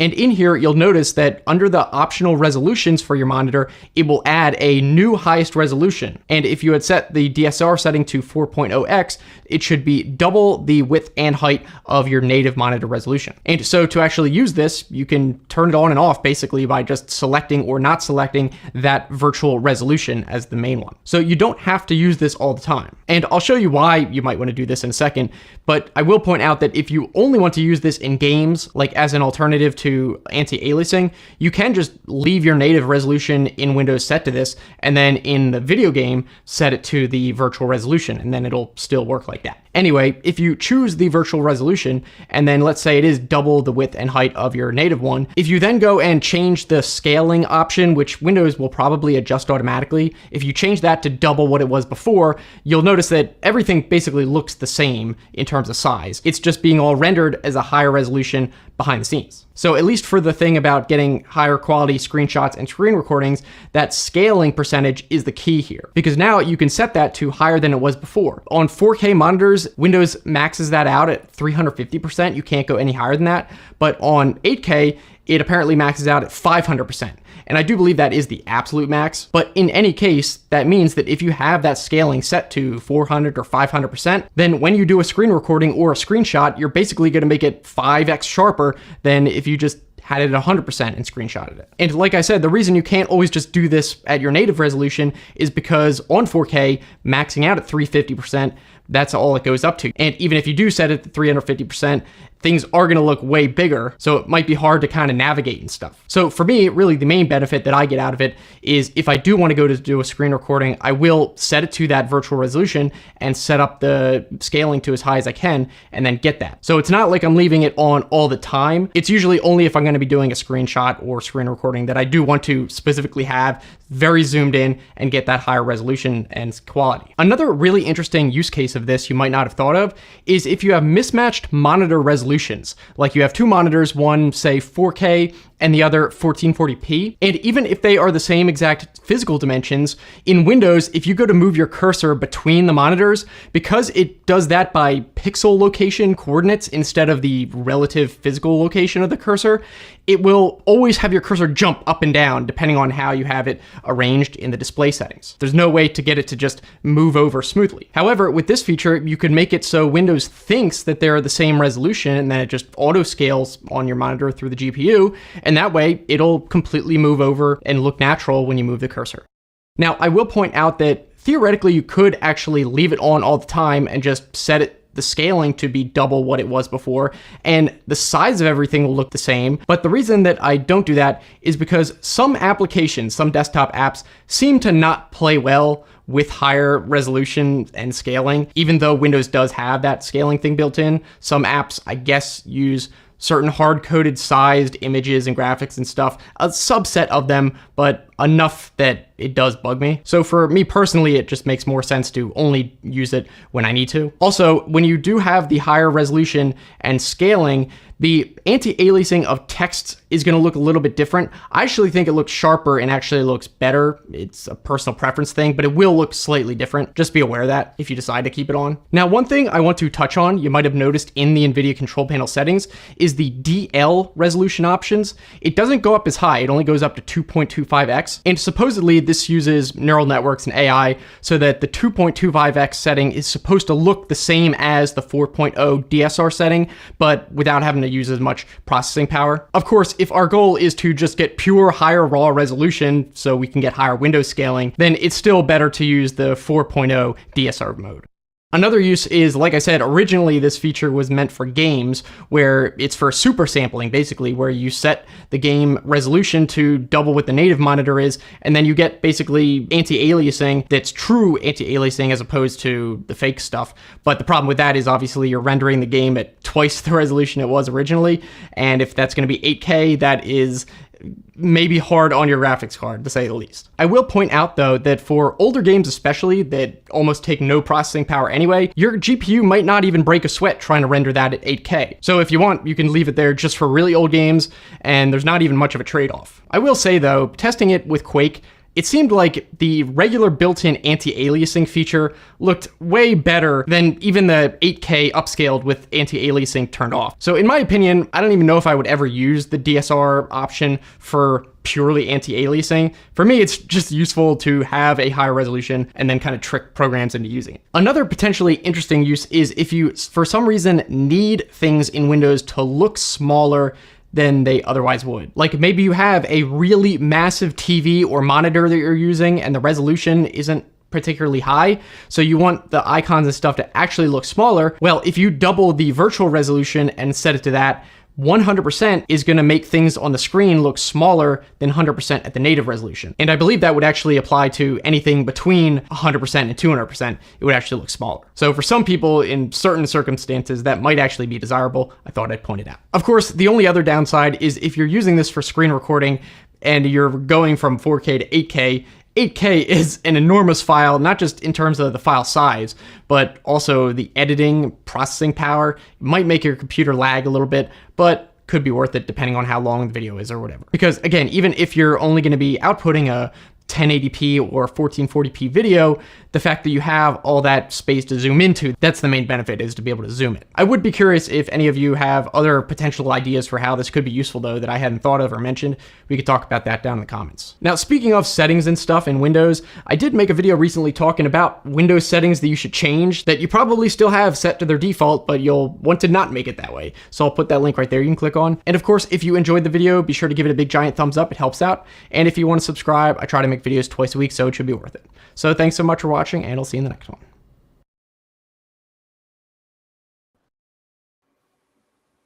Oh, I did give it the big giant thumbs up. Yes, indeed. And we're subscribed. Yes, that's a freshie channel. Nice. And a good tip there. I thought of multiple use cases for my situation, because I've got two machines where they've got the graphical horsepower and they're powerful machines. I would like 4 screens on that gaming machine. Not Oh, yeah. physically, because when I play, I want to play on the TV. But having 4 screens worth of resolution like that with my remote, I can set up 4 different remotes for each screen individually, and then one remote for the giant screen. I can turn that into a super monitoring computer. Absolutely. Nice. It's a good use for it. And it's the one with the 5080. I mean, it's got the video card that can Nice. pump out, like, maybe it even goes to 16K now. Yeah. Who knows, right? Check it out. That kind of resolution, like, screen wise, physically, I don't know if I could deal with like 8 to 16K unless it was a really nice big screen. But virtually, and to like break up the different screens that I want to be able to see on a machine, for music, it's awesome to be able to like go to the plugin screen, go to the track screen, go to the mixing screen. The plugins is the big one where I see people like, put a whole screen over here of, this plugin, that plugin, this plugin. And ironically, when he was talking about like some programs won't play nice with the zoom factor and resolution in Windows, audio programs are probably the main culprit there, because the way the VST resolutions work, they don't always jive with the system. Yeah, you definitely see some that look like they're out of whack, or they're way too big or too small or whatever. Yeah, and some of the Adobe products, I've noticed that too. Like now I'm on the 4K. I had to like adjust my Windows zooming factor to get my Photoshop and Premiere to actually look proper. Yep, exactly. But I'm going to be playing around with that for sure, Theo. That's a useful tip on kind of getting free screens without having to take up more space. Exactly. I like it. And now, since we're going with like big scale, and I saw the thumbnail for this, and I'm like, oh my God, this is a sturdy base. Yes, indeed. I could use this as a weapon. I was trying to think of which one. There's a couple different brands of bass that have a style like that, where it's very solid on the top, and solid part way up the neck. So there's a lot of a lot of reverberation going on in there. So there's a lot of the bouncing of the of the waves going through there. But the idea is, I'm trying to think. One of them was probably the Federa bass. I think that was one of them that has like the larger piece of wood along the top there. So it's basically something that has been seen somewhat in the bass world, like seeing an instrument that has like a very large body on the one side of the neck. But I'm interested to see how it changes there. And you're saying it's an octave below, or an octave or two below? Well, the weight has to be incredible when you're doing this. And yes, this is coming from at Deep Bass, and he's rolling his own here. This is like building your own equipment, and the purpose for this was to ultra bass tune to DGCF over 1 octave below standard bass. An octave and a whole step. Look at the body. He's using. It's like a stump. Yeah, I have this wood. I could build one of these. Yeah, absolutely. Nice. And I can get 1 octave lower. I'm definitely intrigued. Comes with free back support, right? Yeah, you're gonna need it. Back again with another kind of quick cell phone sample display. Again, the signal chain is a bass Butler preamp from Orange to a Yorkville 1000 watt monitor that goes through a 16 hertz subwoofer from Rogers Sound Labs. And together it seems to pick up this ultra low bass signal well. These are very low frequencies, so I've been trying to do playback with this, and I find it actually works well if I play speakers that allow for those low bass notes. But so you might want to try headphones, or if you have a speaker that's not clipped for those low frequencies, you'll be able to hear this well. I'm finding if I just play it back on my really basic computer speakers, it doesn't really come through at all. Like, it almost sounds like I'm not playing. So bear in mind, this is the 46-inch scale bass. It has a, I believe this one has a 22-inch big beat from, oh man, I'm drawing a blank on the cymbal name. Anyhow, it's a big beat cymbal. It's a ride cymbal, 22 inches. It is adapted pretty well to this guitar. You can hear the acoustic interface here. If I tap on the exterior, you can hear how the body starts to activate the strings. So it's really set up for those deep frequencies. In case you're wondering why I'm running such a big case on these, it's for one, to house the cymbal, but also two, the theory is that these red cedar long strands are sympathetic to these ultra low frequencies and enable the tone to come through. I guess my goal in reaching these ultra low frequencies was to have warmth and richness in the tone and not have it be obscure with just the strings vibrating. The ones I see online, I like that. Maybe don't carry the same warmth that some of the lower frequency that the shorter scale basses online have. But anyhow, I'll leave it up to you to hear it and see how you feel about it. This is another prototype hi-fi pickup from Corrigan pickups. They were able to put something together that pick up harmonics well, and since this is a harmonic heavy guitar, it seems to work pretty well. I recently added a 135 on here. I've been trying to make these strings as thin as possible to facilitate the harmonics and the tone coming through, but since the scale is so long, I'm kind of leaning towards thicker strings. So the next video with this guitar will show some thicker strings to see if I can get this a little bit deeper. I feel like with I can tune it deeper, but it starts to flop a lot, and I'm finding that my goal is to make these ultra low and playable. So the next video will show the additionally lower strings. I think right now it's 135, 125, or 128, 108, and then 98, I believe.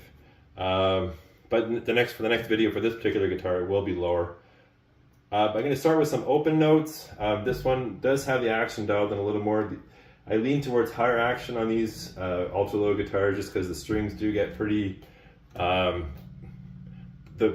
range of motion of the vibration is quite large, so it makes it work a little better. The later models all have relatively thin width on these, but it's all scale. Again, like, I'm a 6'3" person who's 250 pounds.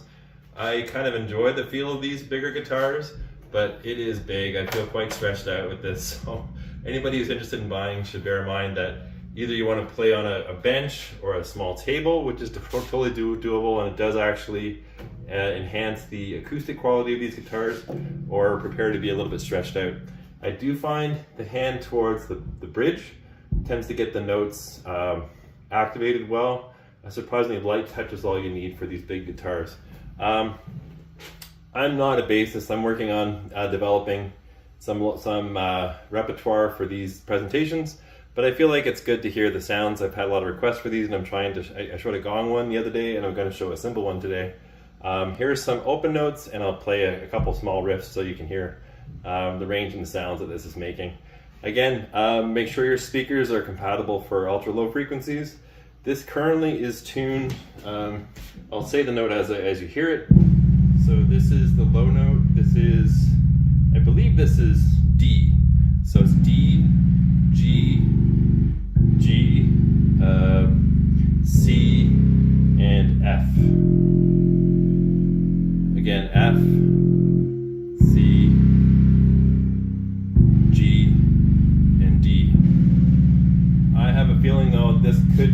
quite a bit lower than that. At the end, I'll play the bass note down tuned, because you can hear the frequencies are still there at like 4 or 5 steps below this. But it's just, I feel like it's a fair standard to make sure it's actually playable at these lower notes. So anyway, here's some harmonics samples at the 5th fret and the 7th fret. Again, those pickups are picking up the harmonics really amazingly. And then a riff, this is from, I think it's like Schubert's Unfinished Symphony, but it has a very plodding melody for low bass. So here it is, giving it a try. I'll start again, sorry.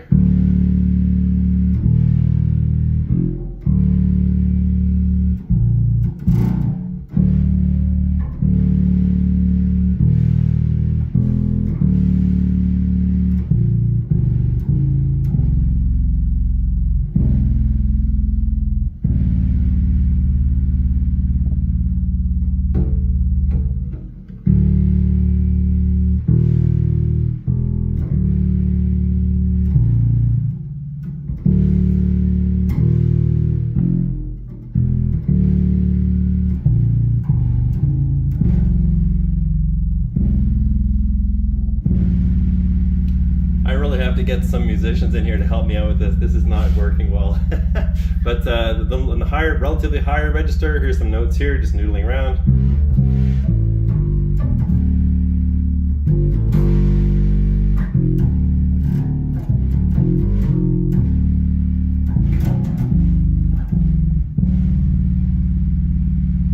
So hope you're able to pick that up. This is actually picking up a lot of strange frequencies off my drum kit in the back, so I apologize. I think next time I will cover those. Just for the last sample here, just to sort of show the promise of this guitar with some deeper strings. You can hear there's definitely capability for some lower notes. I think when I was originally testing this out, I was able to get down to like A or G, and that's G naught A minus 1, I believe, in the scientific notation scale. But here we go. I'm just kind of working my way down here.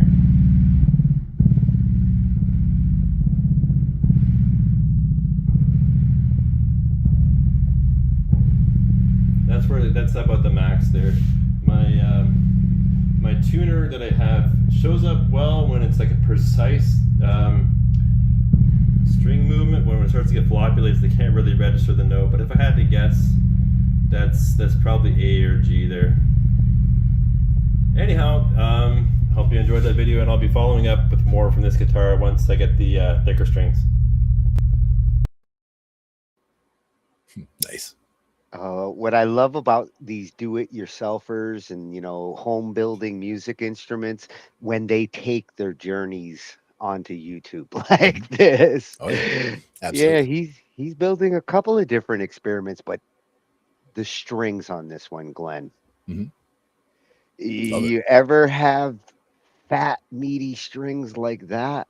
Oh, yeah. Well, that's the thing, is I play the 5-string, so the 5-string has that low B string. Now, when it comes to the actual notes being played, like the human ear can get down to you can hear down to a certain range, right? And if I have my normal 5-string bass tuned the way I normally do, the lowest note I can hit is a B, that low B. That low B is about 30 hertz, 30 and a half, 31, somewhere in that range, right? So you start getting lower than that, like around 25 hertz and below, your ear can't really pick it up. It's more just that flop sound, like a wah, wah, wah, wah, wah, wah. Because when you're getting down, 25 hertz just means it's basically a sound that's repeating 25 times every second. Well, it's the same thing on the other side of the spectrum. Only dogs can hear that shit. Yeah, that's the thing, is when it gets down to those low notes, I notice that it's more you feel them more than you'll hear them, because when you start getting to those really low frequencies, you'll feel the vibration more than you'll hear the sound. That's why bass cuts through things a lot, because if I'm playing bass and I'm playing very low, the rest of the band is all playing up here. What I'm playing is down here. You'll feel that thumping you in the chest while I'm playing, while the rest of the band is in your ears and your head, you'll feel the bass. But the point being that the lowest I can get on that 5-string, I could down tune from that low B, but as it stands, if I'm playing through just my regular rig, I have the 210, the speakers, that's 2 10-inch speakers, the top piece, and then the bottom piece is a 115. The 15 allows me to get those deep notes. If I don't have the 115 with me and I'm just playing through the 210, you won't hear much from me going down that low. You heard me just go like and just like run all the way down to the bottom. It would sound like the volume drops off as I get down to those last 5 notes or so. Well, and if you're trying to get like that dance floor, like thump, shake, subwoofers, I mean, that's what they're for.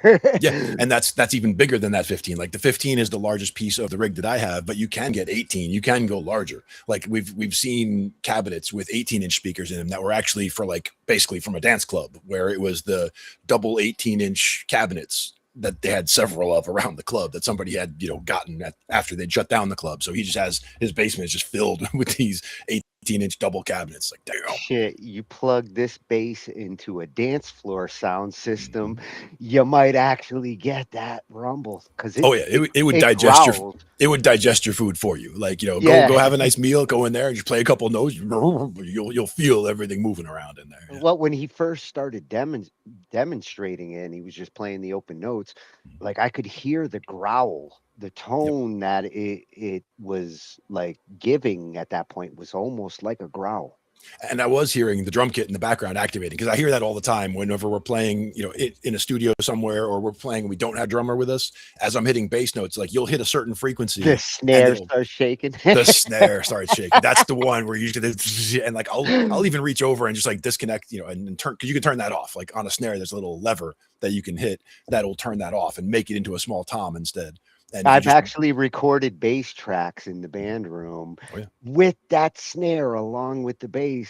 Oh yeah. In some cases, it sounded good. It was like, it adds that little sizzle, and it is, the timing is right. It sounds like an additional drumming element, but it can be very, very distracting, and it can, throw off the drummer, especially if the bassist's timing isn't good. That could be a problem. Yeah. But yes, I did hear that interacting with the drum, and at first he'd said something about a cymbal, and I thought he meant that he might have like a cymbal attached somehow to the guitar, and I was hearing the sizzle, and I'm like, is the back of that guitar like a cymbal attached to it, like, or in there or something? But no, it was I think the the drum kit reacting to those frequencies. But again, residual noise. Yeah. Oh, but that happens when we're at gigs. Like you'll have that happen. Like, we'll be doing a sound check and somebody will hit a certain note on the bass, and it'll activate one of the drums, like where you'll just, out of nowhere, and you're like, whoa, where did that come from? Because there was no sound a second ago.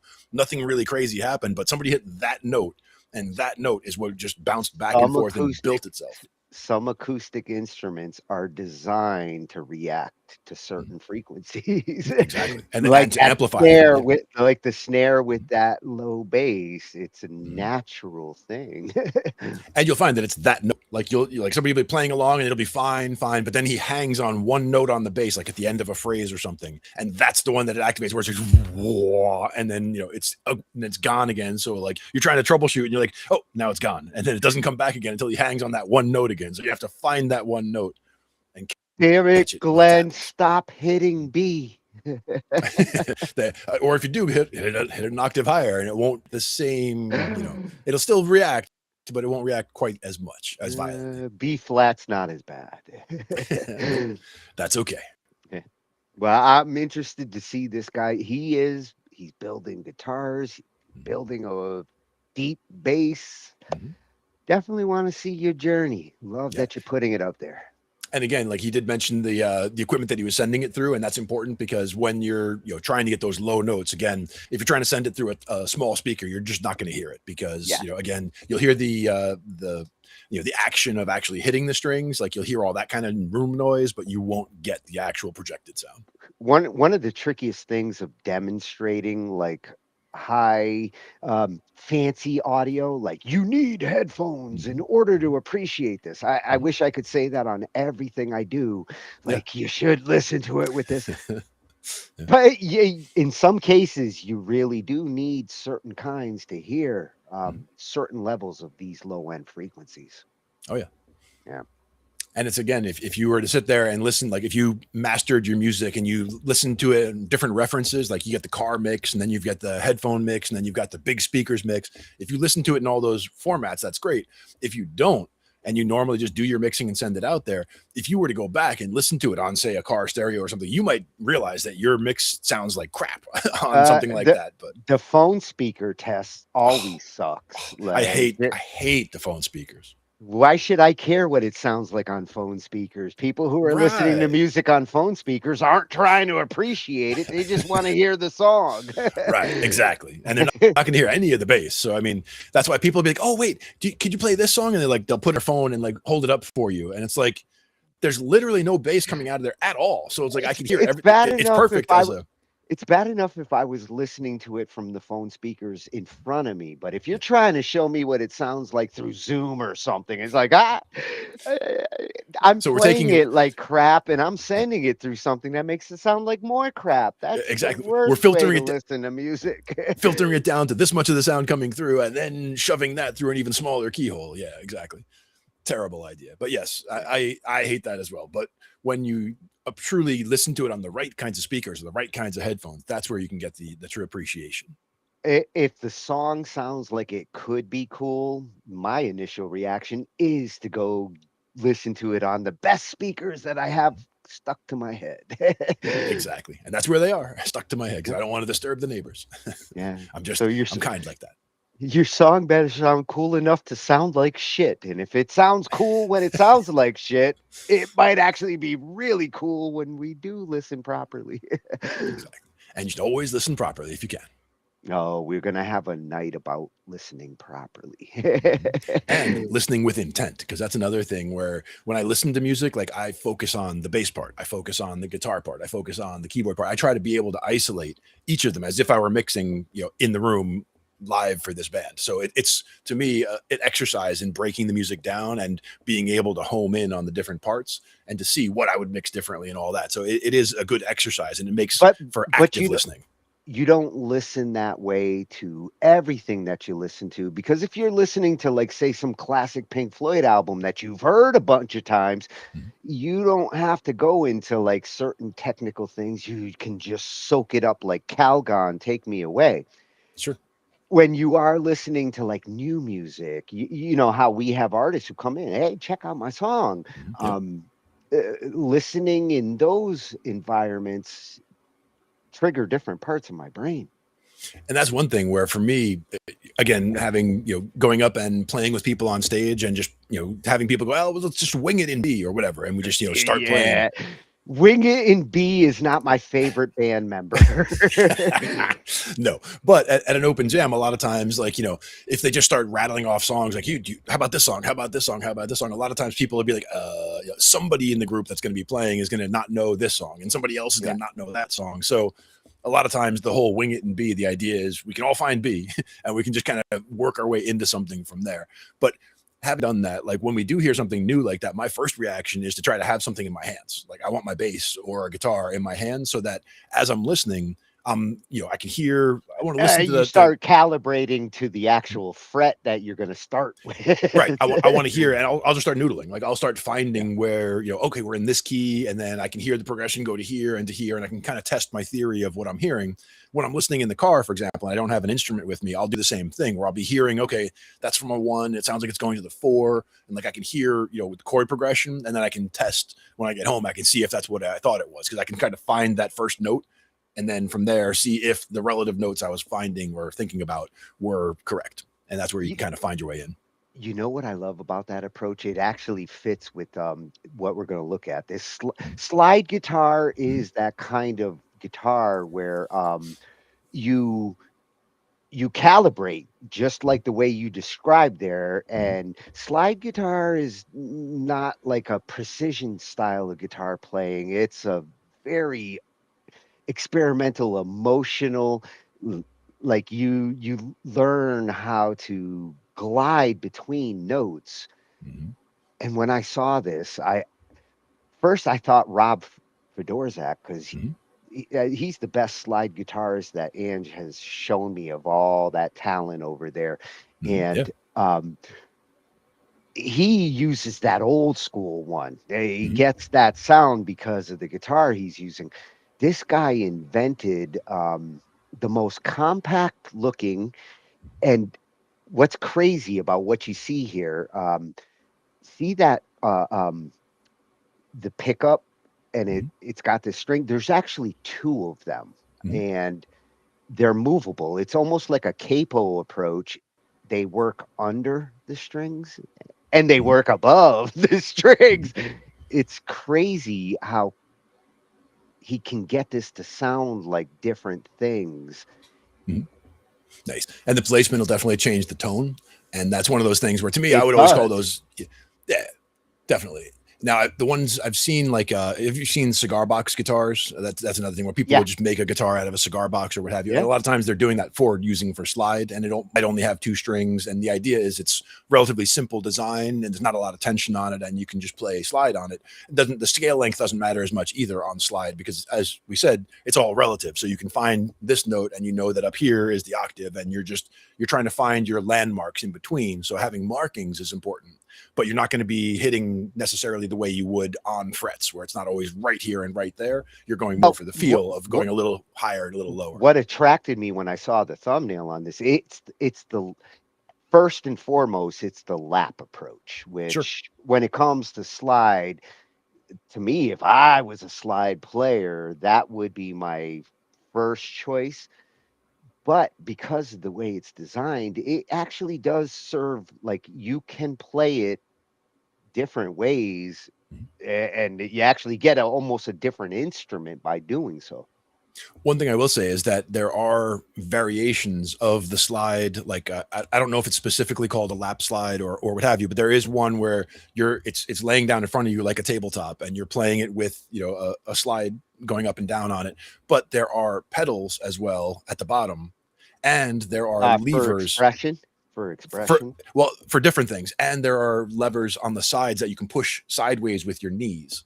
So there are a couple different control mechanisms in a few different ways for these things, and I think one of them is a bender, essentially, so that you can, which you don't need as much when you're doing slide, because the act of sliding is you the can bend actually do it like so naturally. Exactly. Now, to me, if I wanted to watch slide, at the highest level, I would be looking at Derek Trucks, because to me, Tedeschi Trucks Band, like, Trucks is one of the masters of slide, and watching him play, watching the articulation, watching what he's able to do, and the sounds that he gets, is just unbelievable. So that's where I would look for inspiration just off the start, for also a wealth of videos. There's tons of stuff out there, but he plays amazingly, and they always show it very well. But again, it comes down to the style and what notes that you're actually hanging on, because to me, it's not always show me the tablature for that, because how do you tablature slide? They it do. Looks It's crazy. instead of tab, the better way is, like, the video game approach for the keyboard, where you see the notes kind of coming down at you, and you're playing them as they hit. The guitar approach for that, I've seen videos where they did, like, they analyzed a Hendrix, for example, and whenever he's doing bends, like, they're showing what notes you're hitting on the fretboard, and when there's a bend, they show it go, so you can show it pretty accurately in that way, but it's hard to follow along in real time. The student But if has you're to watching be it- able to read it and understand what it really is. It's a crazy musical technique in guitar that actually does show you what you're supposed to do.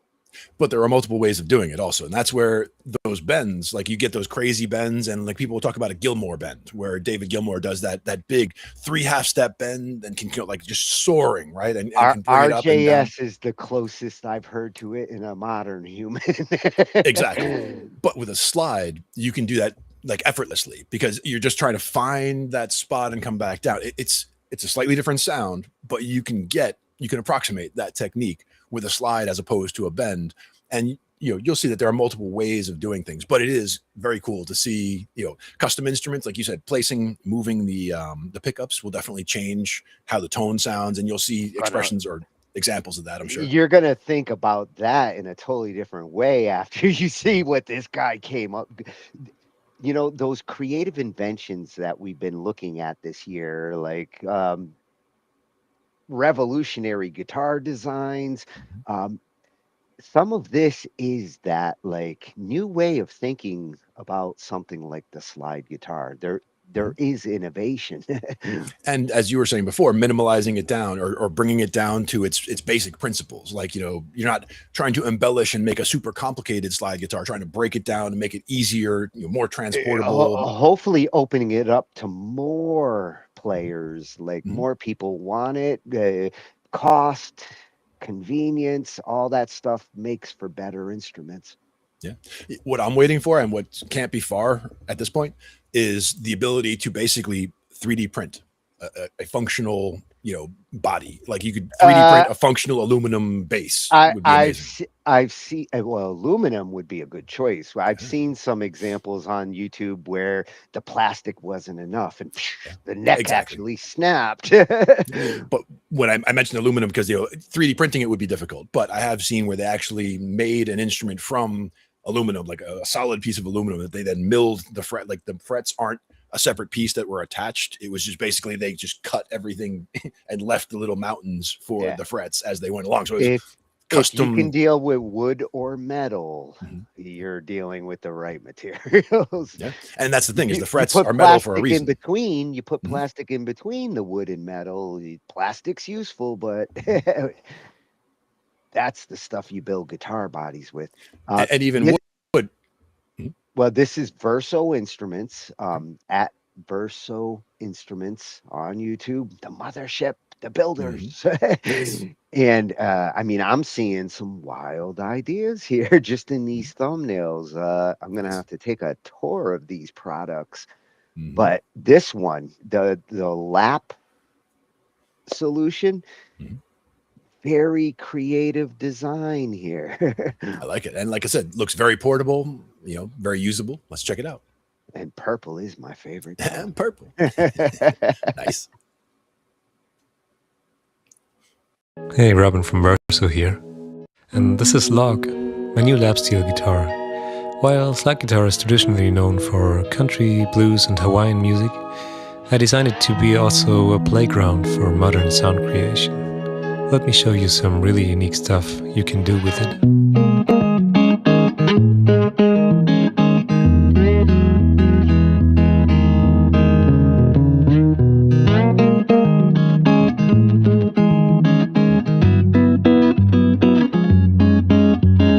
Log has a pickup that you can place wherever you want to. Here I placed it right in the middle, which gives you a very bassy and boomy sound. The more you move the pickup to the bridge, the brighter the sound gets.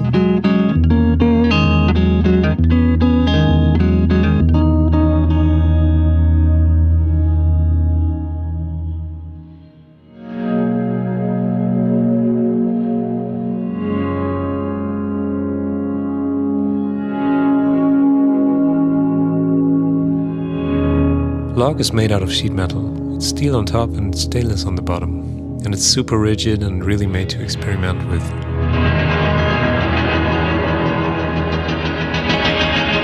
Next, I'm keeping it simple. Tube amp at the edge of breakup, traditional pickup position. It always works.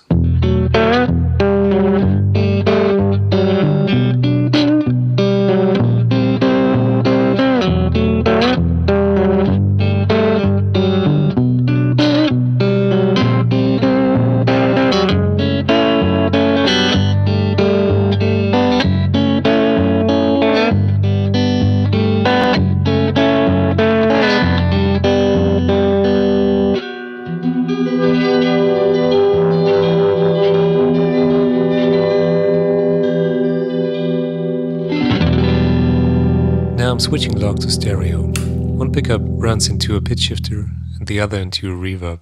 Headphones recommended.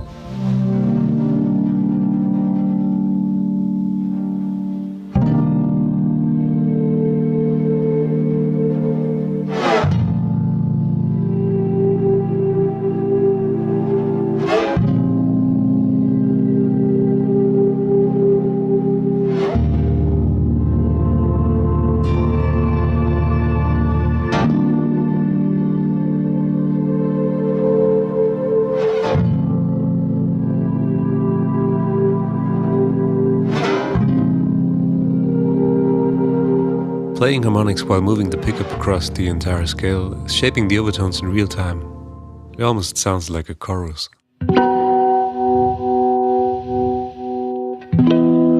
I put the pickup under the next note and pull it away to create a swell.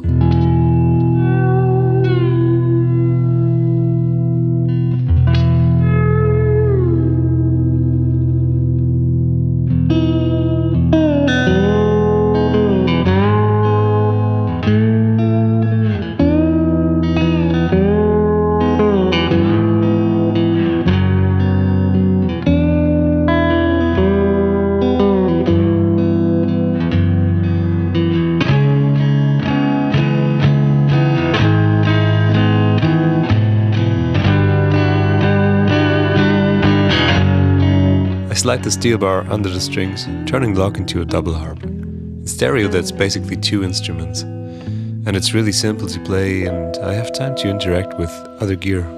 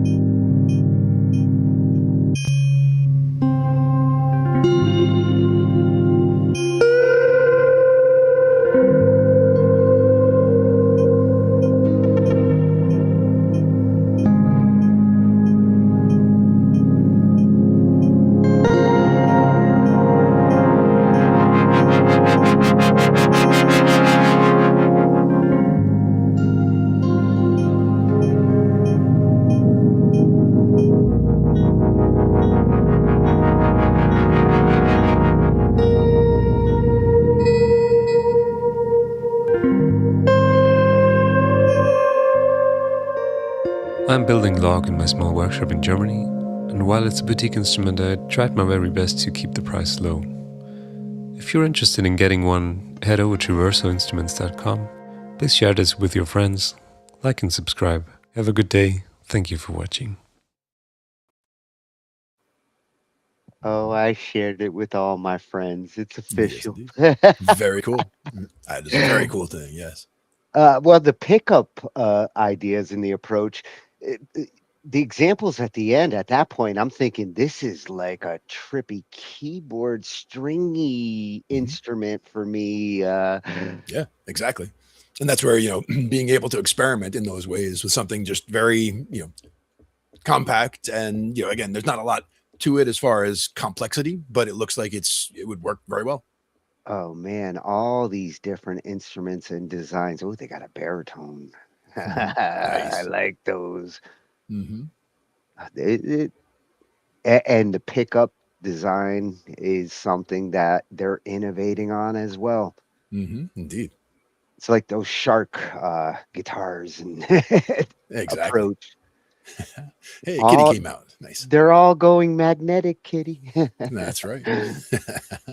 Good stuff. So, yeah, that was at Verso Instruments and versoinstruments.com.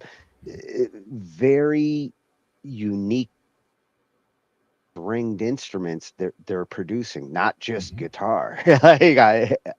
All across the stringed instrument world. And as you said, good interaction with the keyboards there in terms of the sounds and the soundscape that he was putting together. Well, yes, once you start mixing them with like those effects pedals and options, you can really shape your sound in new, unique ways, or ways that actually sound retro and Pink Floyd-ish. Exactly. And if you're going to play weird progressions and sound Pink Floyd-ish, like your choice of your chords in your progression, it's good to actually know every chord and what their purpose in a scale is. And, we've looked at the most obvious, the tonic, the fifth, those you need to understand before anything else. But when you want to get into the weird chords, the 3 is one that can send you in either direction. It's a fork in the road kind of chord when you use it in a progression. Sure. And it has, you could call it a darker sound, the minor, the minor lean that it has to it. but we'll see how it comes. If you're doing it as the 5 of the 6, though, we'll see how that goes. Yes, how it relates to the other unusual chords in a scale. So this one's coming from Jake at Signals Music Studio. We need to have more theory nights and guitar nights, because that's where we usually find him explaining everything, sometimes bizarre. He's got that bizarre world of augmented chords as his pinned. Always looking into this side of music theory. When I have a that I would love to look at some point would be Mixolydian mode. I'm sure he's got something on Mixolydian mode there. I know he does, because that was actually what I was looking at for a different night. Yeah, this one, the most popular out of key chord, which I agree with him. It's like when I'm looking to go somewhere's unusual, I want to get melodic all of a sudden. This one does a good job of that. In this case, it might even be the major 3 instead of the minor 3. So, yeah, if you really want to fuck with their heads.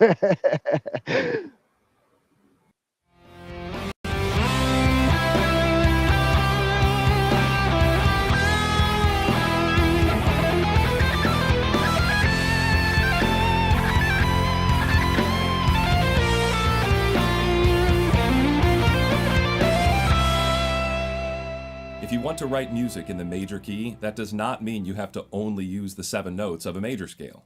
The major key is actually a big fun party, and lots of weird funky characters are invited to that party that don't come from the major scale. Chords like this, which we call the 5 of 6 or the major 3.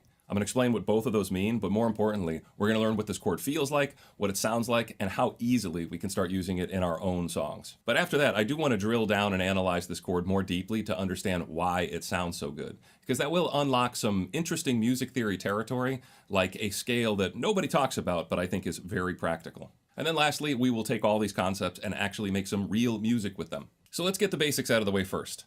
This is the C major scale, and with all of those notes, we can build these triads. And we write those out with these Roman numerals. If you don't know how all that stuff works, please watch my free music theory playlist on my website. And these are the 7 characters that normally show up to the C major party, right? These chords right here. The new chord that we're inviting in through the door is going to be found here. Let's go to the 3rd scale degree, which is E, C, D, E. And normally E gets a minor chord, but instead we're going to give it a major chord instead. And this is out of key, because now all of a sudden, with an E major, we have this G sharp note playing, right? G sharp doesn't belong in the C major scale. Now, once you found this major 3 chord, what I'd like you to try doing is moving it to the 4 chord. The 4 chord is a perfect way to follow up that chord. So we could do something like C major to E major to F major, and then maybe G afterward. Now we have a 4 chord loop, C, E, F to G. Wonderful 4 chord loop. Perfect for a pop song, perfect for a rock song, depending on how you play it. But there's another great option. Instead of moving to the 4 chord, what if you take this E major and you switch to our 6 chord right afterward? Do you hear how nice that sounds? And once again, we could follow that up with anything. We could follow it up with the 5 chord. We could follow it up with the 4 chord. And pretty much whatever we do, we're going to get a nice sounding chord progression. So this chord moves to 4, or it moves to 6. But I also want you to think about those motions in reverse. You might find a way to get to this E major by first playing an F. Take a listen. Here's an F. And hear how it kind of pulls down to that E. So don't be afraid to try these same motions in reverse. Or playing an A minor, and then an E, and then to F. Either way, I want you to think about this new chord, this major 3 chord, as easily working with the 4 or easily working with the 6. And honestly, I do think that that's enough to start using this chord. You don't have to understand exactly why it works or where it comes from or anything like that. Just try using these motions in your own song in different major keys to see what it sounds like. And to give you some inspiration, here's some examples of where you've heard this chord before. Starting first with Santeria by Sublime. That song is in the key of E major, and it starts on an E major chord. Then we go to this chord that we're working with, the major 3. So we go up to the 3rd scale degree, 1, 2, 3. That's going to be G sharp, and we play a major chord. In that case, they move to the 6th chord of E major, which is C sharp minor, and then D. So you've got that exact same motion we just talked about of the 3 chord moving to the 6 chord. Or let's go back to the C major scale, and let's go back a few decades, and we get Roy Orbison, anything you want, you got it. Once again, moving from this 3 chord to the 6 chord. But you can hear that 3 chord moving straight to the 4 chord in songs like Creep by Radiohead. That's in the key of G, and it starts on a G major chord. What's scale degree 3 in G major? 1, 2, 3, that's B major. That's the next chord that's played. From there, they scoot right over to the 4 chord, C major. And then they do that wonderful trick of the borrowed 4 chord, which I've discussed many times on this channel. Once you've listened to that, I want you to listen to The Air We Breathe by the Hollies, because then you'll get a good idea of where Radiohead got the idea for Creep. And lastly, my favorite example of this being used is by the Blues Travelers in their song Hook. They basically took the canon and D chord progression, which is completely diatonic, it stays completely in the key of D, and they just ripped that off, except they changed every instance of the 3 chord, which should be B minor, or I'm sorry, F sharp minor. That should be the 3 chord. They just made it F sharp major instead. And then they continued on with that chord progression. And that's enough variation to really add some energy and rock and bluesiness to that chord progression. Now, in all of the instances we just discussed, it's really important to know that you might see this chord show up like this chord as a dominant 7th chord instead. And that doesn't change anything, really. So in the key of C, for example, if I decide to play E7 instead of E major, all I've done is I've added a D to the chord, and D was already in the scale to begin with. So this really doesn't change the game at all. It does enhance the flavor of this chord a little bit. It gives it some more drama, some more spice, some more flavor, and that might be what you want, but that also might not be what you want, depending on the genre. You might just want something more straightforward with the major chord, or you might want something a little funkier, and that's where the dominant 7th chord comes in helpful. So that's the very, very basics of it, but I do think it's going to be very helpful to dive a little deeper to try to figure out why these chord changes sound so good. First, let's just take a listen to this change from C major to E major to F major. So this change from the 3 to the 4. Well, the 3 and the 4 are just a half step away from one another. And one of the cool tricks in music is the chromatic approach chord. This is the idea that you can get to any chord you want just by starting by its chromatic neighbor, right? So here's C major. What are the chromatic neighbors to C major? And that just means what are the notes right next to it? Well, I could move down a half step and I'd get a B major, and that chromatic neighbor does bump me back up to C. Just like the other chromatic neighbor, C sharp, bumps me back down to C. So this is a fun way to approach a chord. You approach a chord through its chromatic neighbor. And your ear likes this. Your ear knows, hey, this is where I'm supposed to be. Everything's off by 1, and then it clicks back into place. It's like your brain's doing that thing where you want to adjust a painting because it's a little off balance. You want to fix that. And when you hear this chord, your brain wants to fix it, and then we fix it and we get that satisfaction. And this doesn't just work on the tonic, this works on the 4 chord as well. We could start from the chromatic neighbor of the 4 chord, just like we've been doing, moving from E to F. Or in reverse, F sharp to F. And then we can use that also to approach our 5 chord. Here's F, F sharp, pulling me to G. And then we could even start on the other side of G and move our way down. Right? So you hear all those chromatic motions are very messy on music page because you're going to have all these sharps and flats, but they sound just fine to us. They pull us to those chords. So I think that's the easiest way to explain why E moves so well to F. It's just a chromatic approach chord. But more importantly is why does E move so well to A minor? And hopefully you already know this, but I still want to recap it because we're going to be thinking about things a little differently. We were just in the key of C major, which uses these notes and chords. Let's take those same notes and chords, but just reorder them to the key of A minor. Same exact notes, same exact chords. But you should know that when you're composing in the key of A minor, it's extremely popular to break the scale and say, nope, I'm not going to work with these 7 notes. I'm going to work with these 7 notes instead. Because those 7 notes, one, they sound awesome. But more importantly, they allow you to build this chord.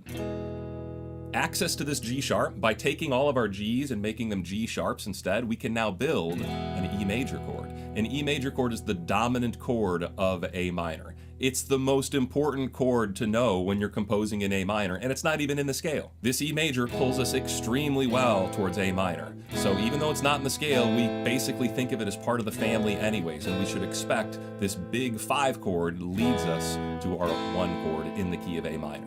So going back to the key of C major, now, if I want to get to A minor, I could just start on its dominant chord. I could start on E major, and that will pull me to my 6th chord. So we call this chord the 5 of 6. It's the dominant chord of A minor. It's the dominant chord of our 6th chord, and it takes us there very well. And just like before, instead of using this set of notes, what I want to do is use a new set of notes that takes all of my G's and turns them to G sharps. And what that leaves me with is a weird scale called Ionian sharp 5.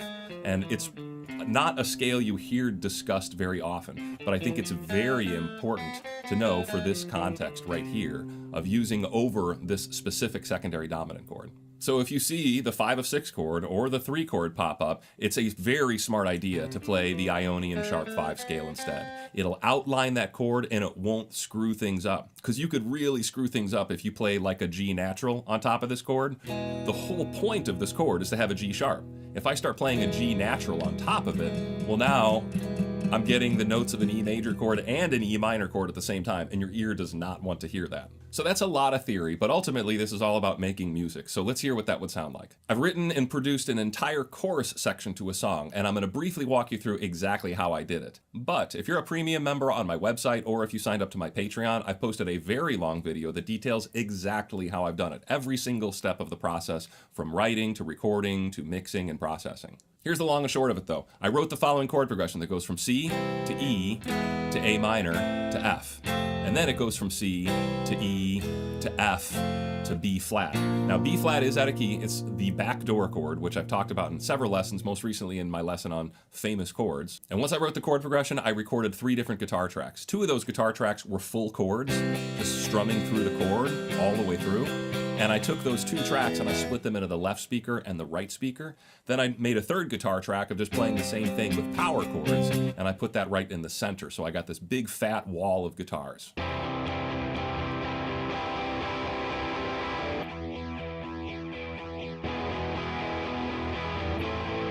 Of course, I needed drums and bass, so I added those in next.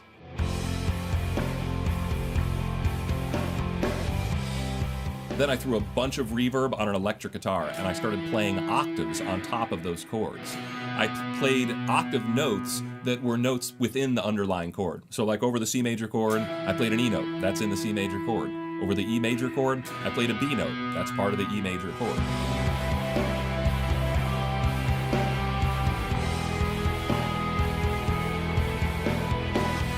Next, I wrote some lyrics and a vocal melody. But when I was writing my melody, there was a long pause in between what I had written. So I used that little opportunity, that little pocket, to go straight down the C Ionian sharp 5 scale and hopefully give it like a big, iconic hook. Something you can really latch onto, a musical part of the chorus that becomes an identity for the chorus itself. No idea how I got here. Then lastly, I let the chord progression continue and I improvised some leads on top, using the exact same principles I taught in my last few lessons on improvising. Except this time I had access to 2 different scales. I had access to the C major scale, and I also had access to the C major with a sharp 5 scale. And putting it all together sounded like this. I have no idea how I got here. There's no time to find my way. Try to bury it behind me, but I know it's almost through.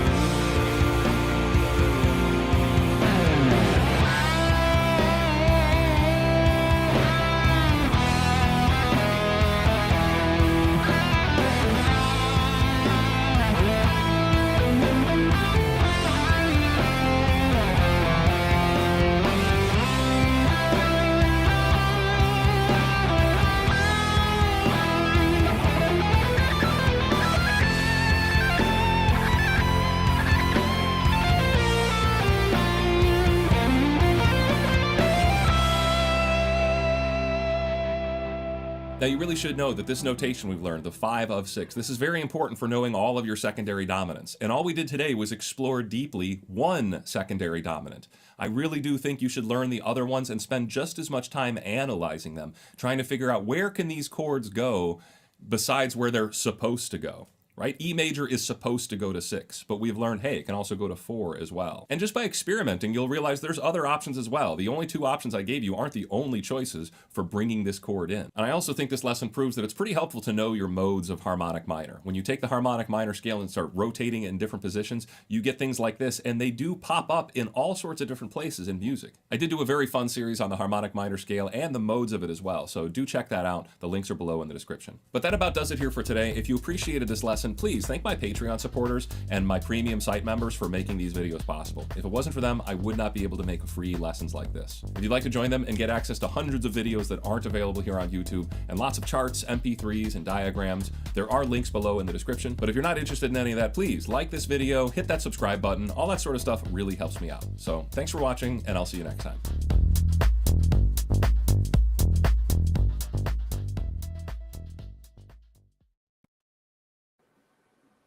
Oh, I like that little outro beat he had there. Got me bopping. Yeah, I'm coming in bopping, Jake. Yeah.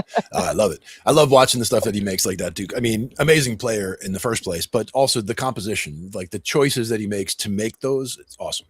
Amazing teacher. Yes. Those courses, signalsmusic.studio, those courses he offers there, if you're serious about learning songwriting, song structure, how it works in a recording approach, you learn everything about music making with him. Absolutely. Great stuff. And again, we've looked at several of them on the show here. We've looked at several. I mean, I know I've looked at a bunch of them on my own time, and just going through a bunch of them to see what's going on. You're the one who got me started, hooked on Jake. I did. And I'm trying to remember. I think the video, if I remember correctly, the video that got me started with Jake in the first place was one that he did where it was basically the most famous chord progression that you would recognize from a million songs, and he played all of them. Like he's got one video. It was like on a sick day, I think. Don't Stop Believing progression. Whichever one it was. There's like 1,000 songs. He just goes from one into the next because it's the same. As long as you shift the key, they're all the same progression. So he's just demonstrating how you can use that one progression, and you've heard it so many places. Yeah. There's at least 3 Journey songs that actually use that same progression in exactly. different keys. And then that's before you even get into Coldplay, where there's at least 1,000 Coldplay songs that are all in one progression.